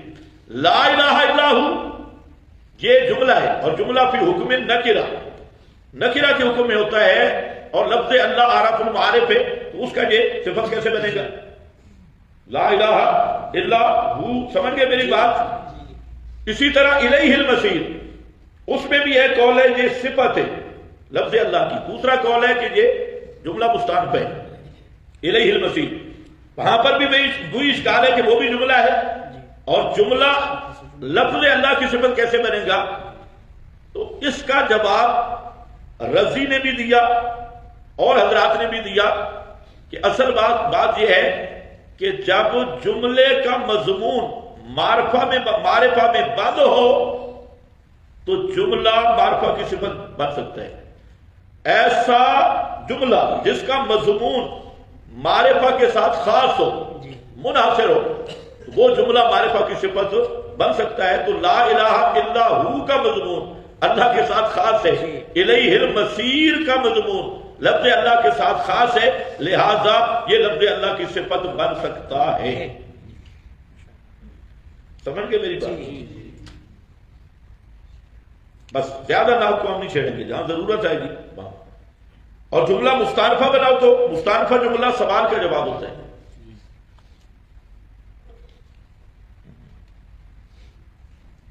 تو جہاں سوال مقدر ماننا پڑے گا، اس کا تعلق ہے شدید العقاب کے ساتھ، کہ جب فرمایا کہ نہیں مانو گے فدعوا اللہ تو رگڑے جاؤ گے، سخت سزا دینے والا ہے، تو سوال ہوا کہ بابے بچا لیں گے، بابے بچا لیں گے، گولڑا شریف، سیال شریف، تے پاک پتن شریف، تے لات شریف، تے منات شریف۔ حضرت شیخ القرآن رحمۃ اللہ علیہ وہ فرماتے تھے کہ جہاں شریف کا لفظ آ جائے نا خطرہ پڑ جاتا ہے، خطرناک لفظ۔ شریف کا لفظ کہتے ہیں شیطان بڑا حرامی، اس نے ہر بدماش کے ساتھ شریف کا لاحقہ لگایا ہوا ہے۔ شریف 11ویں شریف، کل شریف، 12ویں شریف، کبھی کہا ہے نماز شریف، نماز روزہ شریف، نماز شریف نہیں ہے 2 رکعت شریف، 4 فرض شریف، کوئی 11ویں شریف، یہ وہ تنظیم شیطانی ساتھ چپر ملائی ہے۔ اللہ نے فرمایا درخت کے قریب نہیں جانا، شیطان نے شجرہ کے ساتھ خلد کی چپر لگا، یہ وہ خلد والی چپر ہے، فلانا شریف فلانا شریف۔ اچھا مدینہ شریف نہیں تے مکہ شریف نہیں، پاک پتن شریف، گولڑا شریف، میرا شریف، فلانا شریف۔ اب آ جاؤ، شریف کا لفظ اتنا بگاڑا کہ نواز شریف، جمال شریف، مریم شریف، حالانکہ نرے شیطان، شوالو بھی شیطان، نرے شیطوگڑے اور شیطان تاغوتی، اور ساتھ کیا نواز شریف کے ساتھ نواز ریچ کہہ رہے تھے، نواز شریف، شباد شریف تے حمدہ شفارے بدماشوں کے اوپر شریف ہے۔ ایک 11ویں شریف، 12ویں شریف، جمہوریت شریف، الیکشن شریف، الیکشن پاک بابودو الیکشن۔ دیکھو بھئی، شدید العقاب، سخت سزا والا ہے۔ سوال ہوا کہ سخت سزا والا بابے بچا لیں گے، شفا بچا لیں گے؟ فرمایا نہیں، لا الہ الا ہو، کوئی بچانے والا نہیں ہوگا، لا الہ الا ہو، کوئی مار سے بچانے والا نہیں۔ اچھا، الیہ المصیر، اس یہ بھی سوال ہے۔ سوال یہ ہے کہ ہم جائیں گے ہی نہیں میدان محشر میں، جائیں گے ہی نہیں، بھاگ جائیں گے، چھپ جائیں گے۔ فرمایا بھاگو گے کہاں؟ الیہ المصیر۔ یا سوال اگر ماحول کو دیکھ کر بنائیں، مصطلفہ سوال مقدر ہوتا ہے، جیسے محقق سوال ہوتا ہے مقدر بھی ہوتا ہے۔ تو آج اگر مشرکوں کے حالات دیکھیں، کیا کہتے ہیں؟ قیامت کے دن سبائیوں کو علی بچا لے گا، ملنگوں کو علی، ان کا حشر علی کی طرف ہوگا۔ قیامت کے دن عدالت، کرسی عدالت پہ علی ہوں گے، اور جو ان کے اگلے بھائی تھے انہوں نے کہا نہیں، عبد القادر جیلانی ہوں گے، بابا 11ویں والا ہوگا ہمارا ان کی طرف۔ اور یہ جو سیال کی گدی والا ہے، اس کا تو اب نیٹ پہ آیا ہوا ہے، مر گیا ہے بزرگ، اس کا اب نیٹ پہ آیا ہوا ہے۔ کہتے ہیں کہ لجپال کا معنی یہ ہے کہ سارے مریدوں کو ساتھ جنت میں لے جائے۔ اور آج جو ولیوں میں بھی یہی شوق شروع ہے، کوئی خربوزہ ہے، کوئی خربوزہ ہے، اور یہ جنت میں جانے کے لیے جہنم کا راستہ لیے ہوئے ہیں۔ راستہ جہنم کا ہے، ارادہ جنت کا ہے، اور ساری بدعات کے خرافات کے مجموعوں پہ پڑے۔ تو مسئلہ جہاں کہ ہم وہاں جائیں گے ہی نہیں، بابوں کی پناہ میں جائیں گے۔ فرمایا الیہ المصیر، الیہ کی تقدیم حسر کے لیے، اللہ ہی کی طرف لوٹنا ہوگا تم سب کا، اور کوئی تمہارا ٹھکانہ نہیں ہوگا۔ پہن کیا ہوا؟ اچھا ابھی تو صبح ہے۔ الیہ المصیر ما یجادل فی آیات اللہ، پہلا عنوان ختم ہو گیا۔ عنوان ثانی ہے نہیں جھگڑا کرتے فی آیات اللہ، اللہ کی آیات میں، الا الذین کفروا، مگر وہ لوگ جنہوں نے کفر کیا، فلا یغررک، پس نہ دھوکہ دے تجھ کو، تقلبہم، مٹک مٹک کے چلنا ان کا، فی البلاد، شہروں میں، کذبت قبلہم قوم نوح ما یجادلو، نہیں جھگڑا کرتے۔ دوسرا عنوان کیا میں نے بتایا تھا؟ مسئلہ واضح ہے، جو نہیں مانتے ضد کی وجہ سے نہیں مانتے۔ اب یہ عنوان ما یجادلو فی آیات اللہ، نہیں جھگڑا کرتے۔ جدال دو قسم پہ ہے، ایک جدال للحق ہے، ایک جدال فی الحق ہے۔ جدال للحق یہ وظیفۃ الانبیاء ہے، محمود ہے، اور جدال فی الحق یعنی فی ابطال الحق، فی الحق تو یہ وظیفہ شیطان اور شیاطین ہے، اہل باطل کا وظیفہ ہے۔ تو جدال دو قسم پہ، ایک جدال محمود اور ایک جدال مذموم. جدال محمود کیا ہے؟ حق کو ثابت کرنے کے لیے جدال کرنا اور جھگڑا کرنا، مناظرہ کرنا اس بات حق کے لیے. تو یہ دعوت الانبیاء کا سب سے اہم حصہ ہے. جیسے جہاد ہے، جہاد کا دوسرا نمبر ہے مناظرہ کرنا. جی بسا اوقات پہلا نمبر بھی بن جاتا ہے، جہاں ذرا بھائی ادربو کی گردان شروع ہو جائے. کبھی کبھی پہلا مرحلہ بھی بنتا ہے، دوسرا بھی. تو یہ سب سے بڑا محمود کام ہے. اور دوسرا ہے جدال فی الحق، حق کو باطل کرنے کے لیے بک بک کرنا. تو یہ بک بک جو ہے یہ وظیفۃ الشیاطین ہے. ان الشیاطین لیوحون الی اولیائہم، یہ ان شیاطین کا وظیفہ ہے. تو یہاں کیا ہے؟ جدال فی الحق. کون سا جدال ہے؟ جدال فی الحق. اور جدال یہاں ایک بات ہے، لیکن آج چونکہ آپ نئے نئے ہیں اس لیے کچھ باتیں آگے کر لیں گے. اب یہاں پر آیات جمع کرنی ہے. جدال للحق کی، جدال فی الحق کی، یہ آپ خود بھی کر سکتے ہیں. جیسے جادلہم باللتی ہے یا احسن، جادلہم ادعو الی سبیل ربک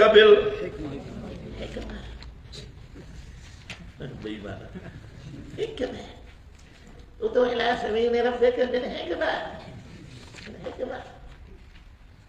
دوستو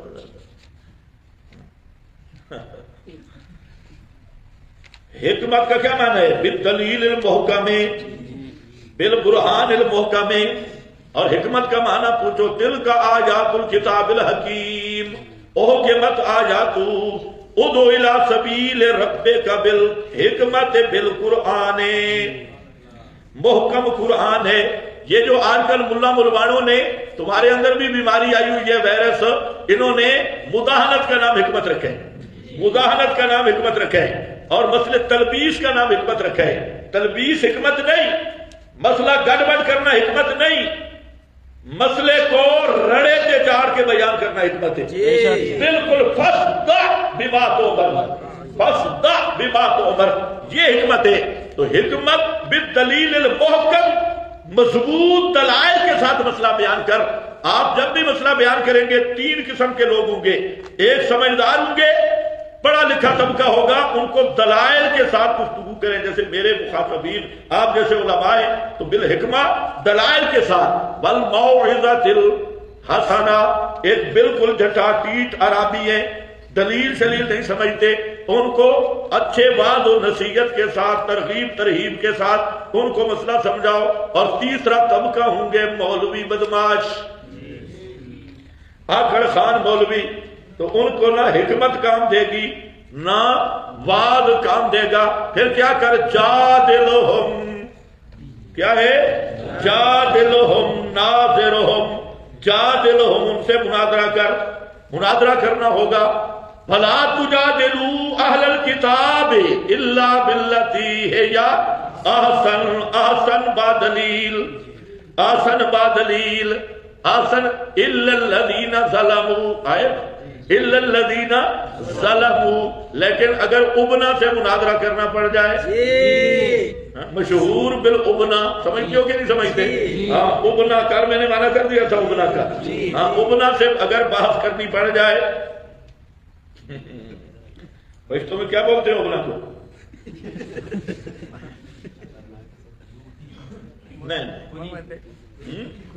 ہاں، بلال صاحب نے صحیح اصل یہی ترجمہ ہے بھائی، ترجمہ ہی ہے نا. ہاں، اب ان کو بعد میں اس سے پوچھ لینا، ادھر ہم نے نہیں آنا. زبردست معنی کی. اگر ان سے مناظرہ ہو تو یہ تو دلیل سمجھتی کوئی نہیں ہے.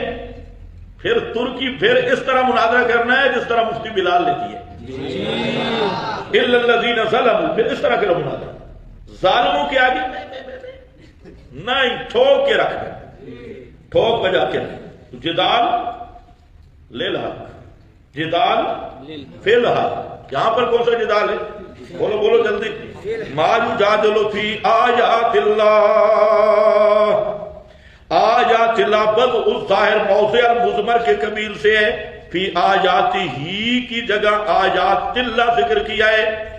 آیاتی ہی آنا چاہیے تھا، آیات اللہ، اس کو کیا بولتے ہیں علم معنی والے؟ وضع الظاہر موضع المضمر ہے۔ تو یجادلو یہ زیادت شناعت کے لیے کہ شرم نہیں آئی، کس کے بارے میں جھگڑا کر رہے ہیں؟ اللہ کی آیات کے بارے میں، اللہ کی شرم نہیں آئی مولویوں کو، پھر آیات اللہ، اللہ کی آیات میں ما یجادلو نہیں جھگڑتے فی آیات اللہ، اللہ کی آیات میں الا الذین کفروا مگر وہ لوگ جنہوں نے کفر کیا، الا الذین کفروا مگر وہ لوگ جنہوں نے کفر کیا۔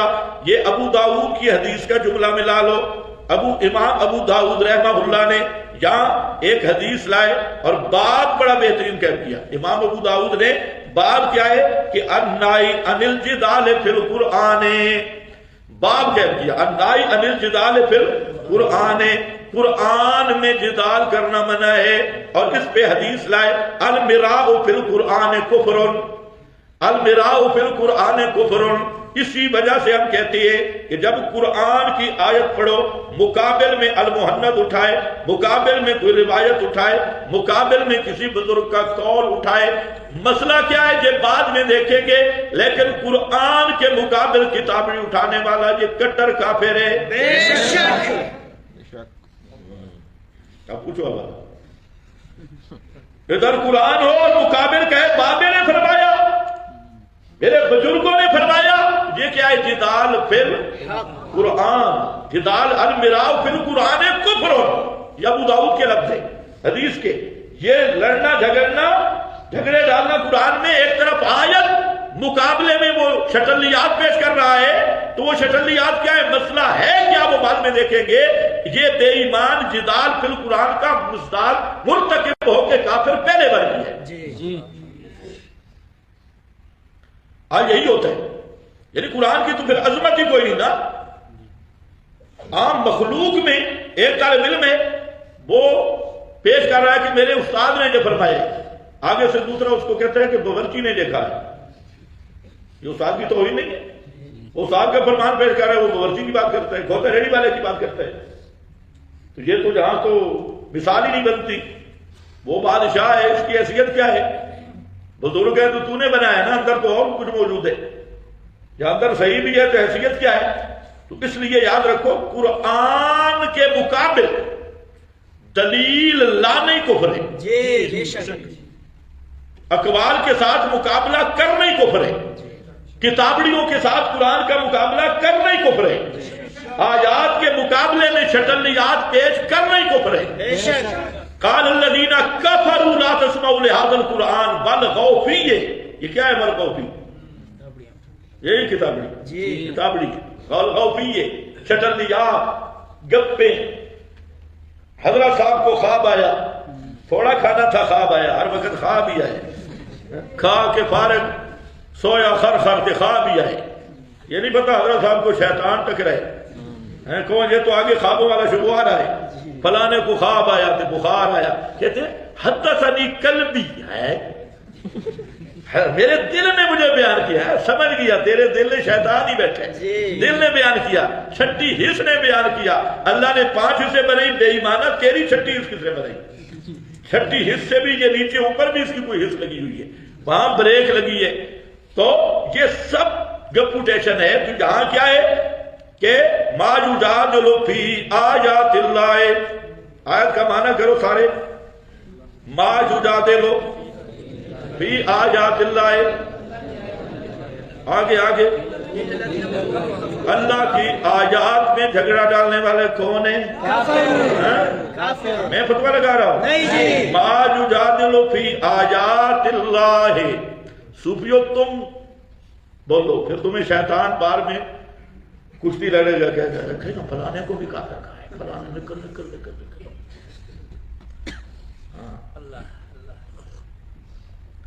ما یجادل فی آیات اللہ الا الذین کفروا فلا یغررک تقلبہم فی البلاد، فلا یغررک پس نہ دھوکہ دے تجھے، تقلبہم، تقلب باب تفاعل ہے، اور باب تفاعل میں 2 چیزیں ہیں، ایک قلت ہے تقلیل قلت اور حقارت والا معنی ہے، تقلبہم اور دوسرا تکلف والا معنی ہے، قلت والا معنی بھی ہے، تکلف والا معنی بھی ہے، خاصہ ہے باب تفاعل کا، اور جہاں بتانا کیا مقصد ہے، تقلبہم فی البلاد، مٹک مٹک کے چلنا ان کا شہروں میں، دورے کرنے شہروں میں، کبھی سعودی عرب کا دورہ ہو رہا ہے، ٹرمپ ہو، جو بائیڈن ہو، بڑے بڑے شیطان کے بچوگڑے ہوں،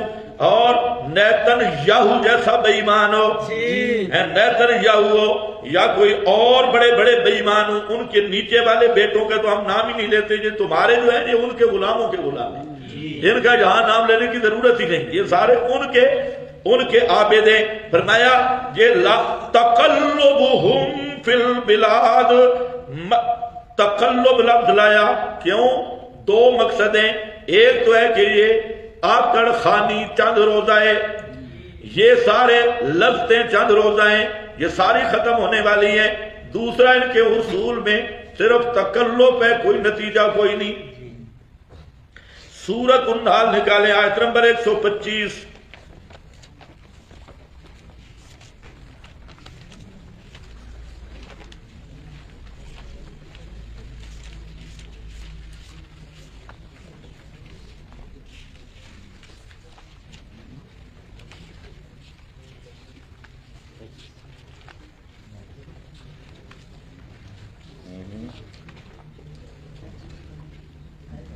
اچھا نہیں،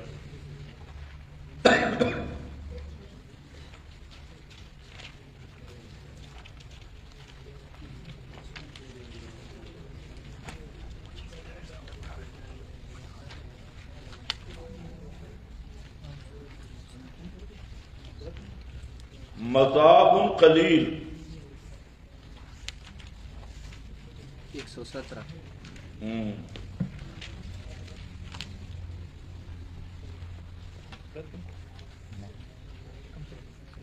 نہیں بھی سر مطلب جہاں یہی مضمون آ رہا ہے، خدا کے بندے اتنا علامہ بنا ہوا ہے، لا یغرر کا تقلب الذین، لا جو میں نون کیسے آیا؟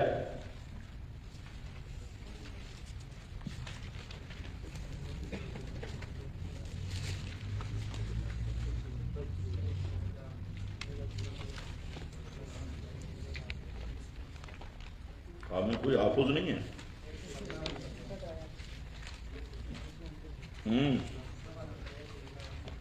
اونچا بولنا بھائی، 151، ہاں شاباش، 151 صفحہ بھائی، اگر بزرگ نے سچ کہا ہے تو۔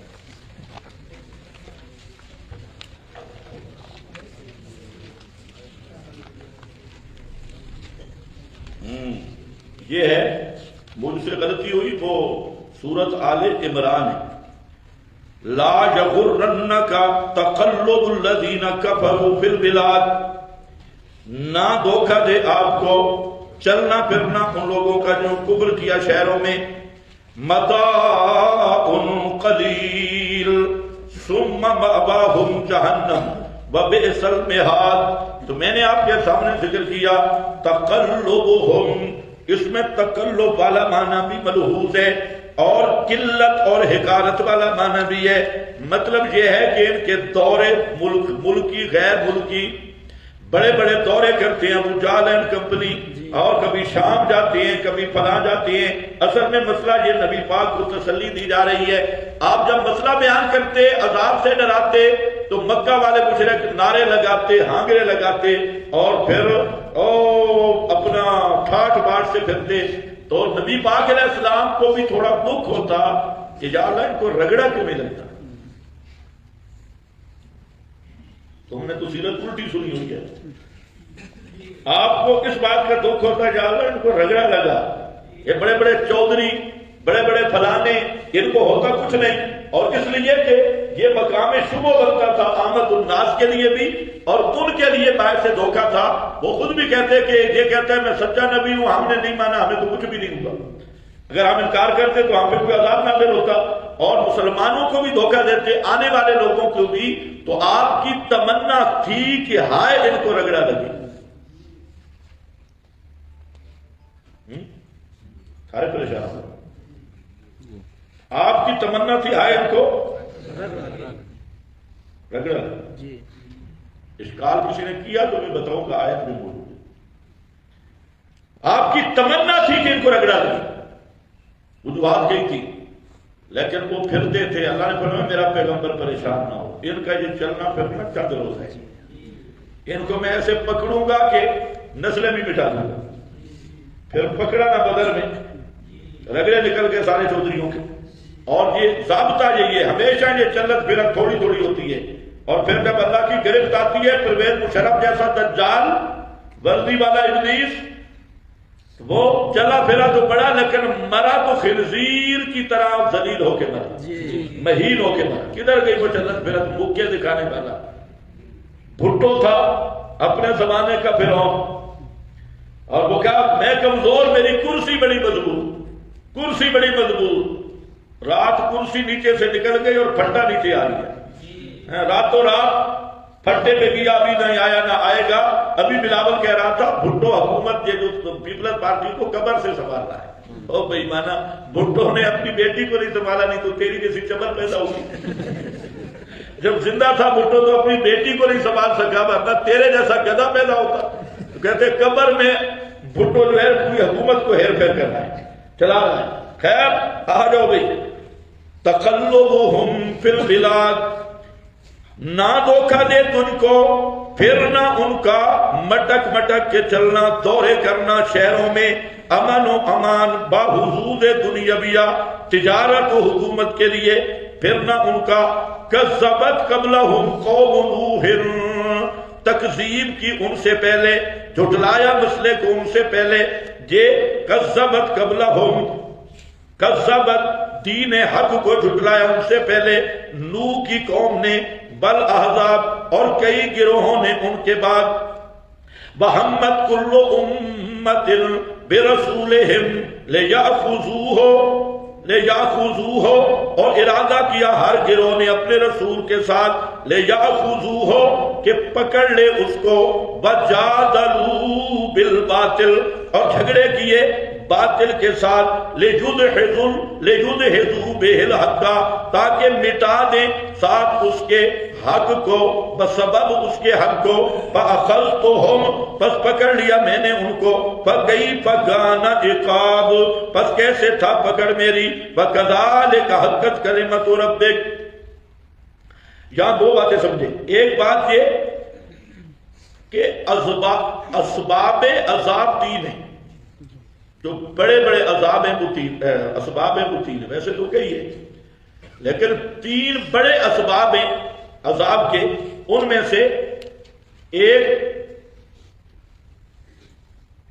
جدال بالباطل، دوسرا اسی کا نام تکذیب رسل بھی ہے، دوسرا توہین رسل.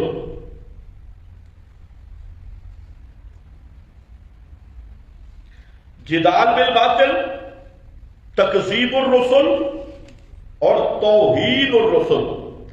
رسول حق کی سبب ہے، لیکن وہ سبب جس پہ عذاب جلدی آتا ہے، گرفت جلدی آتی ہے، وہ ہے داعیان حق کی توہین، جن میں انبیاء سے فرشتے، انبیاء کرام.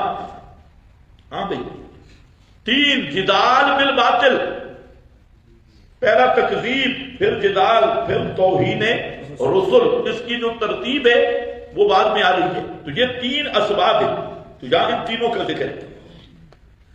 اور جن میں نے کہا کہ سب سے جلدی عذاب کس پہ آتا ہے؟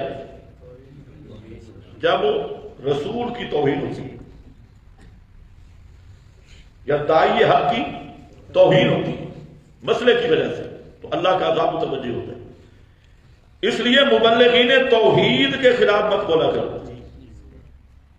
عالم ربانی تاجر ہو تو کوئی مسئلہ نہیں، الگ بات، لیکن جو مسئلے کی مخالفت کرتا ہے اس کو اتنا جلدی اللہ گرفتار کرتے ہیں کہ اس کی کوئی مثال ہی نہیں. تو جہاں پر کیا ہے، تینوں اسباب ہیں، جادلوا بالباطل، جدال، اور کذبت تکذیب، ہمت کل امت توحید، توحید جب کی تو فرمایا اخذتہم، میں نے انہیں پکڑ لیا۔ دوسرا فائدہ یہاں دوسری بات یہ سمجھے کہ انسان دنیا میں مسئلہ کے قریب کیوں نہیں آتا، مسئلہ سمجھ کیوں نہیں آتا اور مسئلے کے قریب کیوں نہیں آتا؟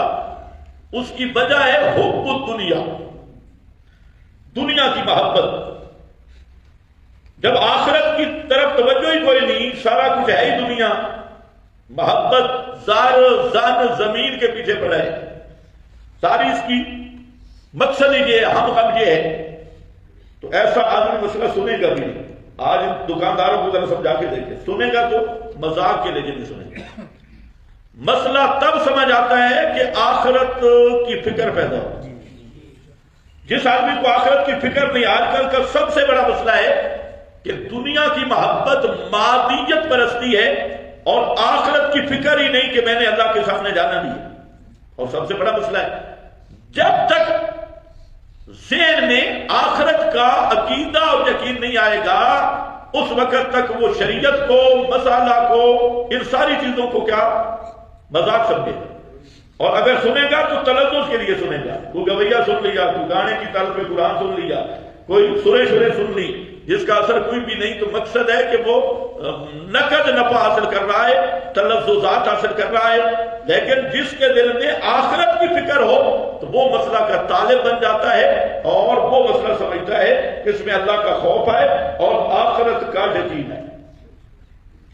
اب اس سلسلہ میں قرآن پاک میں متعدد طریقے اصلاح کی، یا 3 طریقے اصلاح کے ذکر کیے۔ اصلاح بیماری کون سی ہے؟ حب الدنیا، آخرت سے بے فکری۔ اب اللہ تعالیٰ نے یہاں 3 طریقے ذکر کیے، فرمایا کہ جس دنیا کی وجہ سے تم مسئلہ نہیں مانتے اور مسئلہ کی طرح متوجہ نہیں ہو، یہ دنیا قلیل بھی ہے، یہ دنیا حقیر بھی ہے۔ تقلبہم کے لفظ سے یہی قلت مقصود ہے کہ یہ چند دن کا بھاگنا ہے، چند دن کی یہ آنکھیں بند ہوئی سارا ختم ہو جائے گا۔ دوسرا ذکر کیا، دوسرا سبب، تو جس دنیا کی وجہ، اصلاح کا طریقہ، جس دنیا کی وجہ سے تم مسئلہ حق کو نہیں مانتے،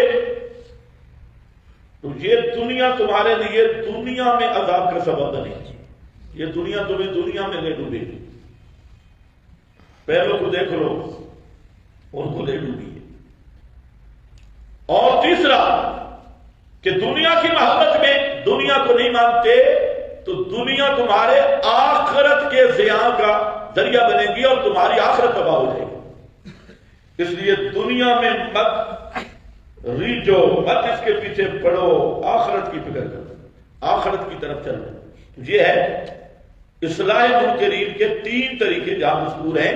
آپ اندر غور کر لیں، وہ طریقے آپ کو سمجھ آئیں گے۔ ایک تو آپ کے پاس چند عبارات لکھی ہیں، وہ لگا لو۔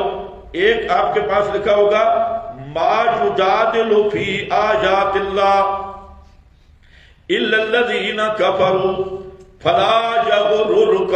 نیچے کیا لکھا ہے؟ منکرین کی اصلاح کا طریقہ اول، یہ پہلا طریق ہے۔ اور اس طریق کا حاصل کیا ہے؟ تحقیر دنیا کا بیان، تقلیل دنیا کا بیان۔ آگے کذبت قبلہم قوم نوح، اصلاح کا طریقہ ثانی۔ دوسرا طریقہ لکھا ہے، آپ سمجھ گئے ہوں گے۔ دوسرا طریقہ کیا ہے کہ دنیا کی وجہ سے حق کو قبول نہیں کرتے، دنیا میں عذاب کا سبب بن جائے گی۔ آگے تیسرا ہے، آگے آئے گا اصلاح کا تیسرا طریقہ، اور سبب عذاب بھی تینوں لکھے ہیں۔ یجادلو بھی یہ سبب عذاب ہے، کذبت سبب ہے، اور آگے ہمت کل امت یہ بھی سبب ہے۔ تو یہ ترتیب یہاں نہیں ہے، لیکن تینوں اسباب بیان ہوئے ہیں۔ جدال بالباطل بھی، تکذیب حق بھی، توہین رسل بھی۔ اور اس پر فرمایا جب انہوں نے ہمت کل امت برسولہم لیاخذوہ وجادلوا بالباطل، اور جھگڑے کیے انہوں نے بالباطل۔ بالباطل کا کیا معنی؟ بالباطل کا کیا معنی؟ بے ایراد شبہات، بے ایراد شبہات، نیچے عبارت لکھی ہے بے ایراد شبہات، شبہات لانے کے ساتھ آپ کے پاس الجدال نوعان، جدال فی تقریر الحق و جدال فی تقریر الباطل، باطل میں تقریر، باطل کی تقریر میں، اما جہاں تقریر کا معنی ثابت کرنا، پکا کرنا، اما الجدال فی تقریر الحق فہو حرفۃ الانبیاء وجادلوا بالباطل ہؤلاء جادلوا رسلهم بالباطل بإیراد شبہات لیدحضوا بہ الحق۔ دہاز کا اصل معنی پنجابی میں، آپ پشتوں میں کر لینا، اس کا معنی ہوتا ہے تلکا دینا، تلکا دینا، سمجھتے ہو تلکا دینا؟ ہاں تم بھی یاد کر لو، تلکا دینا،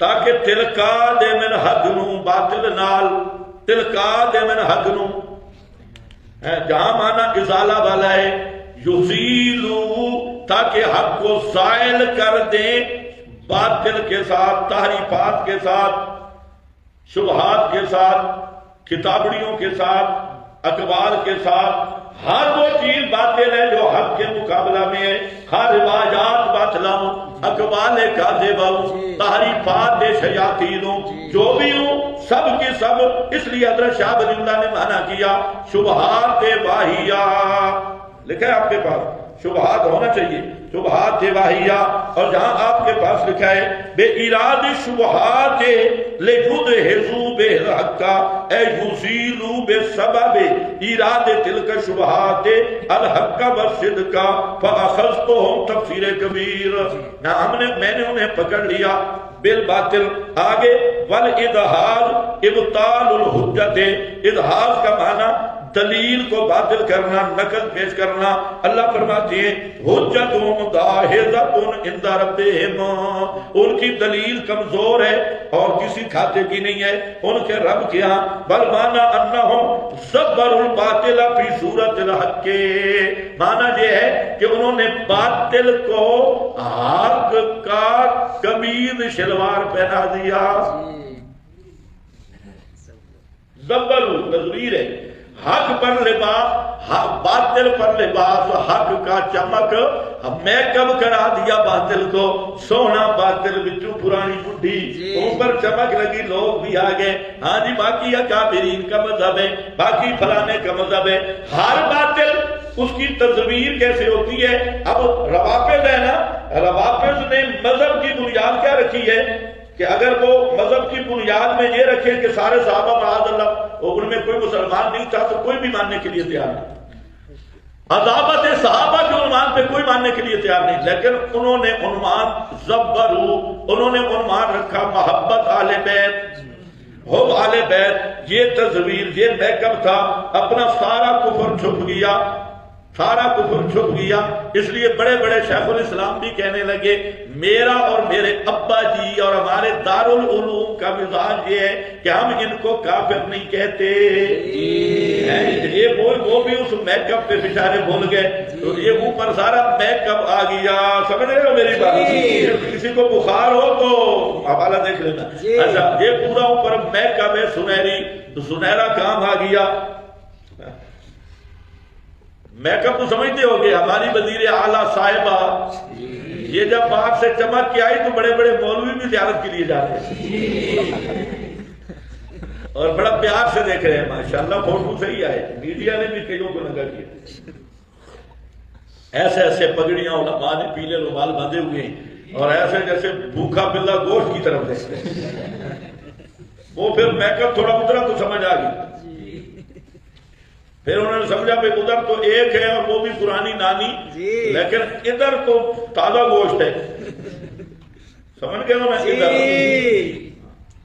ادھر امام المسلمین عمران خان صاحب،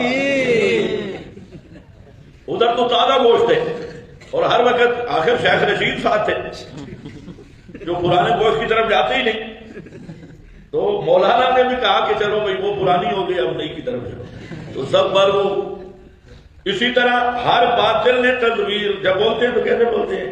دلیل نمبر 1، نمبر 2، نمبر 3، او بے ایمان دلیل ہے صحیح، اب جو ہوتے ہیں نا جس اور جاہل اس نے ہاں ہمارے ملا نے دلیل دی ہے نا، اس نے 20 دلیلیں دی ہے نا، اس نے 30 دلیلیں دی ہے، وہ کون سی؟ وہ دلیل کوئی دی، کوئی قرآن کی آیت بھی پڑھی، وہ کیا دلیل دی؟ آیت بھی پڑھی تو اب ایک مولوی نے کتاب لکھی، اس نے ماشاءاللہ 6 استدلال کیے، بالکل عمر شریف کا بیٹا لگتا ہے، اس نے کہا ختم کہاں ثابت ہے؟ اس نے کہا فقیر قرآن سے دکھائے گا، ختم اللہ والا غرور ہے، سری نس موجود ہے۔ تو ایسے اور بھائی دلیل ہے بھی صحیح، دلیل نمبر 1 سے 2 سے 3 سے 4 سے 50 سے 100، یہ ہوتا ہے زبر کہ جھوٹ پر دلیل کا لیبل لگایا، بکواس کو دلیل کہا، شٹلیات کو دلیل کہا، زبر الباطلہ، انہوں نے میک اپ کرایا باطل کو، ٹیپ ٹاپ پاؤڈر پاؤڈر وہ لگایا، زبر الباطلہ فی صورت الحق، تھا بالکل باطل لیکن حق کی صورت میں پیش کیا۔ شرک کے عنوان پہ شرک نہیں ہوتا، شرک پر عشق کا لیبل لگا دیا اور مواحدین کو گستاخ کہنا شروع کر دیا۔ اور یہ بھی اسی طرح ہے، حیات ابی جہل پہ جھگڑا نہیں بنتا، مزہ نہیں آتا، چس نہیں آتی، کافر قبروں میں زندہ ہے، ابو جہل زندہ ہے، اندرا گاندھی زندہ ہے، ٹرمپ مرنے کے بعد زندہ ہے، بش زندہ ہے، کیوں جھگڑا نہیں مزہ ہوتا؟ انہوں نے تصویر کی حیات النبی، حیات النبی، حیات الانبیاء، عقیدہ ہے ابو جہل اس قبر میں زندہ ہے، عنوان حیات النبی۔ یہ ہے زبر الباطلہ، زبروا فی صورت الحق ووجوہ،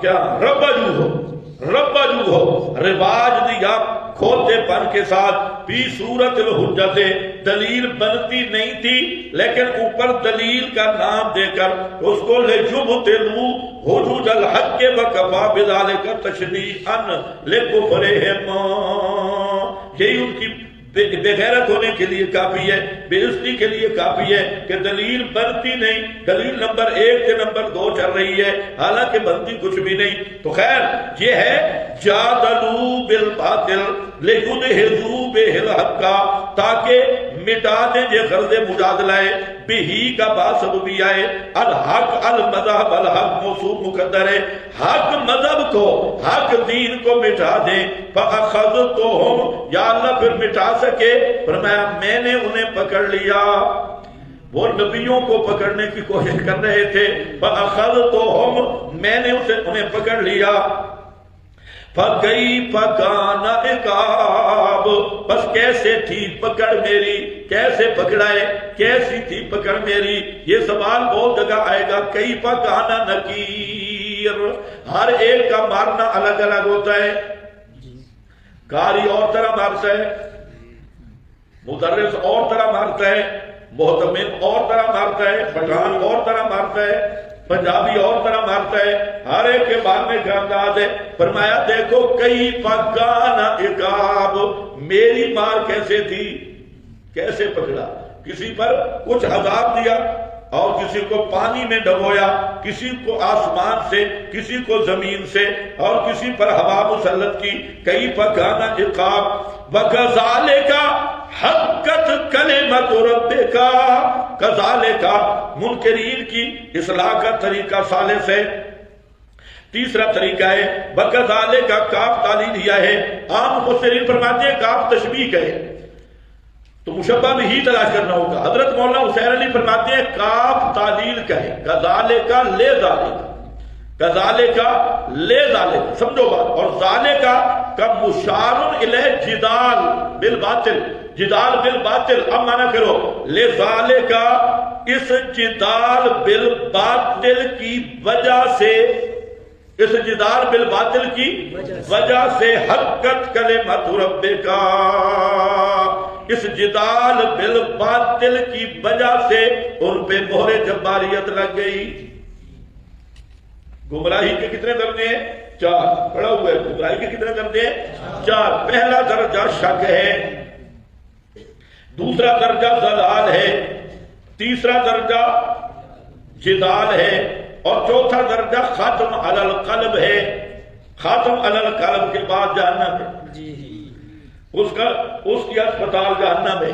پہلے شک پڑتا ہے، دیکھا چادر دیکھی، مونچھیں دیکھی، داڑھی دیکھی، وجود دیکھا، چمک شمک دیکھی، لگتا اس کے جب قریب گیا تو وہ اللہ والے نے جال بچھانا شروع کیا. اور یہ جو کربوگے والی سرکار ہے یہ اٹک اور اس کا اردا گرد فتح جنگ اٹک جو پہلے اپنے آپ کو اشاعتی کہلواتے تھے، اشاعتی تھے یا نہیں کہلواتے تھے بالکل 2 نمبر بات، تو وہ سب کا سب، کیونکہ اشاعتی آج کل صرف اتنا رہ گیا ہے کہ مراکز کے ساتھ تعلق ہے، مسئلے کی سمجھ نہیں. اور جس کو مسئلے کی سمجھ نہیں وہ کون سا اشاعتی ہے؟ اشاعتی وہی ہے جو کتاب و سنت کو سمجھے.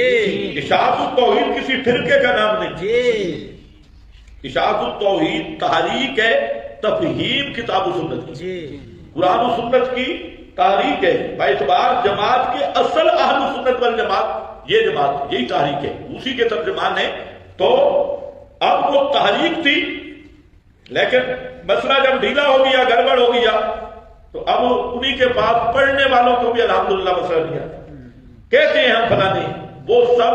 اب یہ جو کربوگے والا بدماش پیر ہے تو آپ کو پتہ ہے اس کا جال کیسے ڈالتا ہے، دانہ کیسے ڈالتا ہے بالکل اجہل الناس اور میرا جاہل ابلیس شیطان ہے.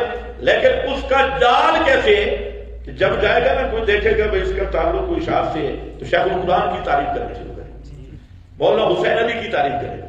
اور اس کی اشاعت اتنی ہوتی ہے جو ہمارے بزرگوں کی تعریف کر دے بس یہ تو اس کا عاشق ہے. تو مشرکین مکہ نبی پاک کی تعریف نہیں کرتے تھے، یہودی نہیں کرتے تھے، سامنے نہیں کرتے تھے، سیر پہ تو کرتے تھے، اس کے بڑے شواہد ہیں. تو آپ کا عقیدہ تو اتنا نہیں ہے کوئی مشرک تمہارے کسی بزرگ کی تعریف کرے تو تم لمبے پڑ جاؤ گے، بڑا پیر ہے. یہ پورا اٹک فتح جنگ کے جو اپنے آپ کو شادی کرواتے تھے نا، اکثر شیاطین اس شیطان کے ہاتھ میں بیت ہو گئے اور وجہ نہیں بنی. وہ کہتے ہیں میں تو معتدل آدمی ہے، ہمارے ساتھی ہیں اٹک کے قاری فتح محمد صاحب ادھر آتے بھی ہیں. وہ جب ان کے پاس گیا تو اس کو بھی دھار میں پھنسانے کی کوشش کی، لیکن وہ بڑا مضبوط آدمی ہے تو اس کو پھنسانے کی کوشش کی. کہتا ہے مجھے کوئی ایسا آدمی ملے نا جی قاری صاحب، نہ جو دیوبندی ہو، نہ بریلوی ہو، نہ حجتی ہو، نہ مباتی ہو، نہ پرانی، نہ ممدودی ہو. تو قاری صاحب کہہ رہے کہ پھر اس دور میں کوئی کھوتے کا بچی تو نہیں لگے. تو اس کو بھی بڑی کوشش کی بھئی میری بیعت کر. وہاں پیرا خنزیرہ وہ بھی نہ کر رہا ہے. بیعت کرانے کے لیے حضرت تھانوی رحمت اللہ علیہ مدتوں مرید بھاگتے کہ مجھے بیعت کر لو، حضرت نہیں کرتے تھے. اور آج یہ پیر بنے ہیں، ویڈیو ہو رہی ہے بیعت کی، اور یہ پیر بنے ہیں جناب منت کریں گے اور گھیرا لگائیں گے عنکبوت کی طرف، آؤ جی میرے مرید بن جاؤ.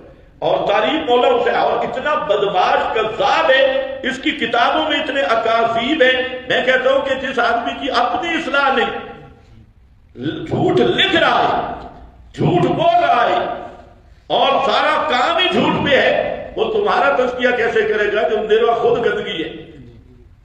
تو اس لیے خیال رکھا کرو، تمہیں تمہارے مولوی تم تعریف کرو، مولانا حسین علی صاحب رحمہ اللہ، شیخ القرآن رحمہ اللہ کی. اچھا عنایت اللہ شاہ صاحب کی نہیں کرتے تعریف؟ ذرا سریا گرم رکھے ہیں. عنایت اللہ شاہ صاحب کی تعریف کرتا نہیں دیکھیں گے، اور شیخ کا نام لیں گے اور ان حضرات کا. اور ہمارے ساتھی پھر کہتے ہیں بڑا معتدل ہے. یہ معتدل کے بھی 2 معنی ہیں. ایک معتدل ہے دلہ سے، ایک اعتدال سے. دلہ سمجھتے ہو؟ نہیں سمجھتے؟ یہ بھی ابنا کے قریب ہے دلہ. یہ جو مسئلے میں کمپرومائز کرنے والے ہیں یہ معتدل ہے دلہ سے، دلے بے غیرت. تو اس کو اعتدال نہیں کہتے، اس کو بے غیرتی کہتے ہیں اور دلہ پن کہتے ہیں. اور ایک ہے اعتدال. اعتدال وہ ہے جو کتاب و سنت کے میزان پہ پورا ہے. قرآن و سنت کا میزان یہ ہے اعتدال، اصل عدل سے جو ہے. اور جو اعتدال دلہ سے ہے وہ پھر یہی بدعات، خرافات اور نیٹو اتحاد ہے. نیٹو کا بھی اتحاد ہوا ہے، سارے کنجر کٹھے، یہ بھی سارے کنجر خان ہیں. اور اس کا نام پھر کیا رکھ دیا گیا؟ وحدت الادیان، ضرورت ایمان، وحدت الادیان اس کا نام رکھ دیا گیا. تو یہ کوئی وہی اس کا نام اور میرے ذہن میں ہے لیکن جہاں مقام مناسب نہیں. چلو دیکھو، کذالک حقت لذالک، کذالک لذالک، اس وجہ سے، کس وجہ سے؟ جدال کی وجہ سے. حقت کلمت ربک، ثابت آ گئی بات تیرے رب کی اوپر ان لوگوں کے جنہوں نے کفر کیا. کون سی بات, کون سا کلمہ؟ اسی کا بیان ہے انہم اصحاب النار. یہ کلمہ کہ وہ پکے جہنمی ہیں. انہم اصحاب النار, یہ کلمہ کب ثابت ہوا؟ کب؟ لذالک للجدال, اس جدال بالباطل کی وجہ سے, جب انہوں نے باطل شبہات شکلیات کے ساتھ حق کا مقابلہ کیا, اللہ نے مہر لگا دی اور ختم نہ کیا, اب ہدایت سے محروم ہو گئے. تو اب کیا ہوا؟ انہم اصحاب النار.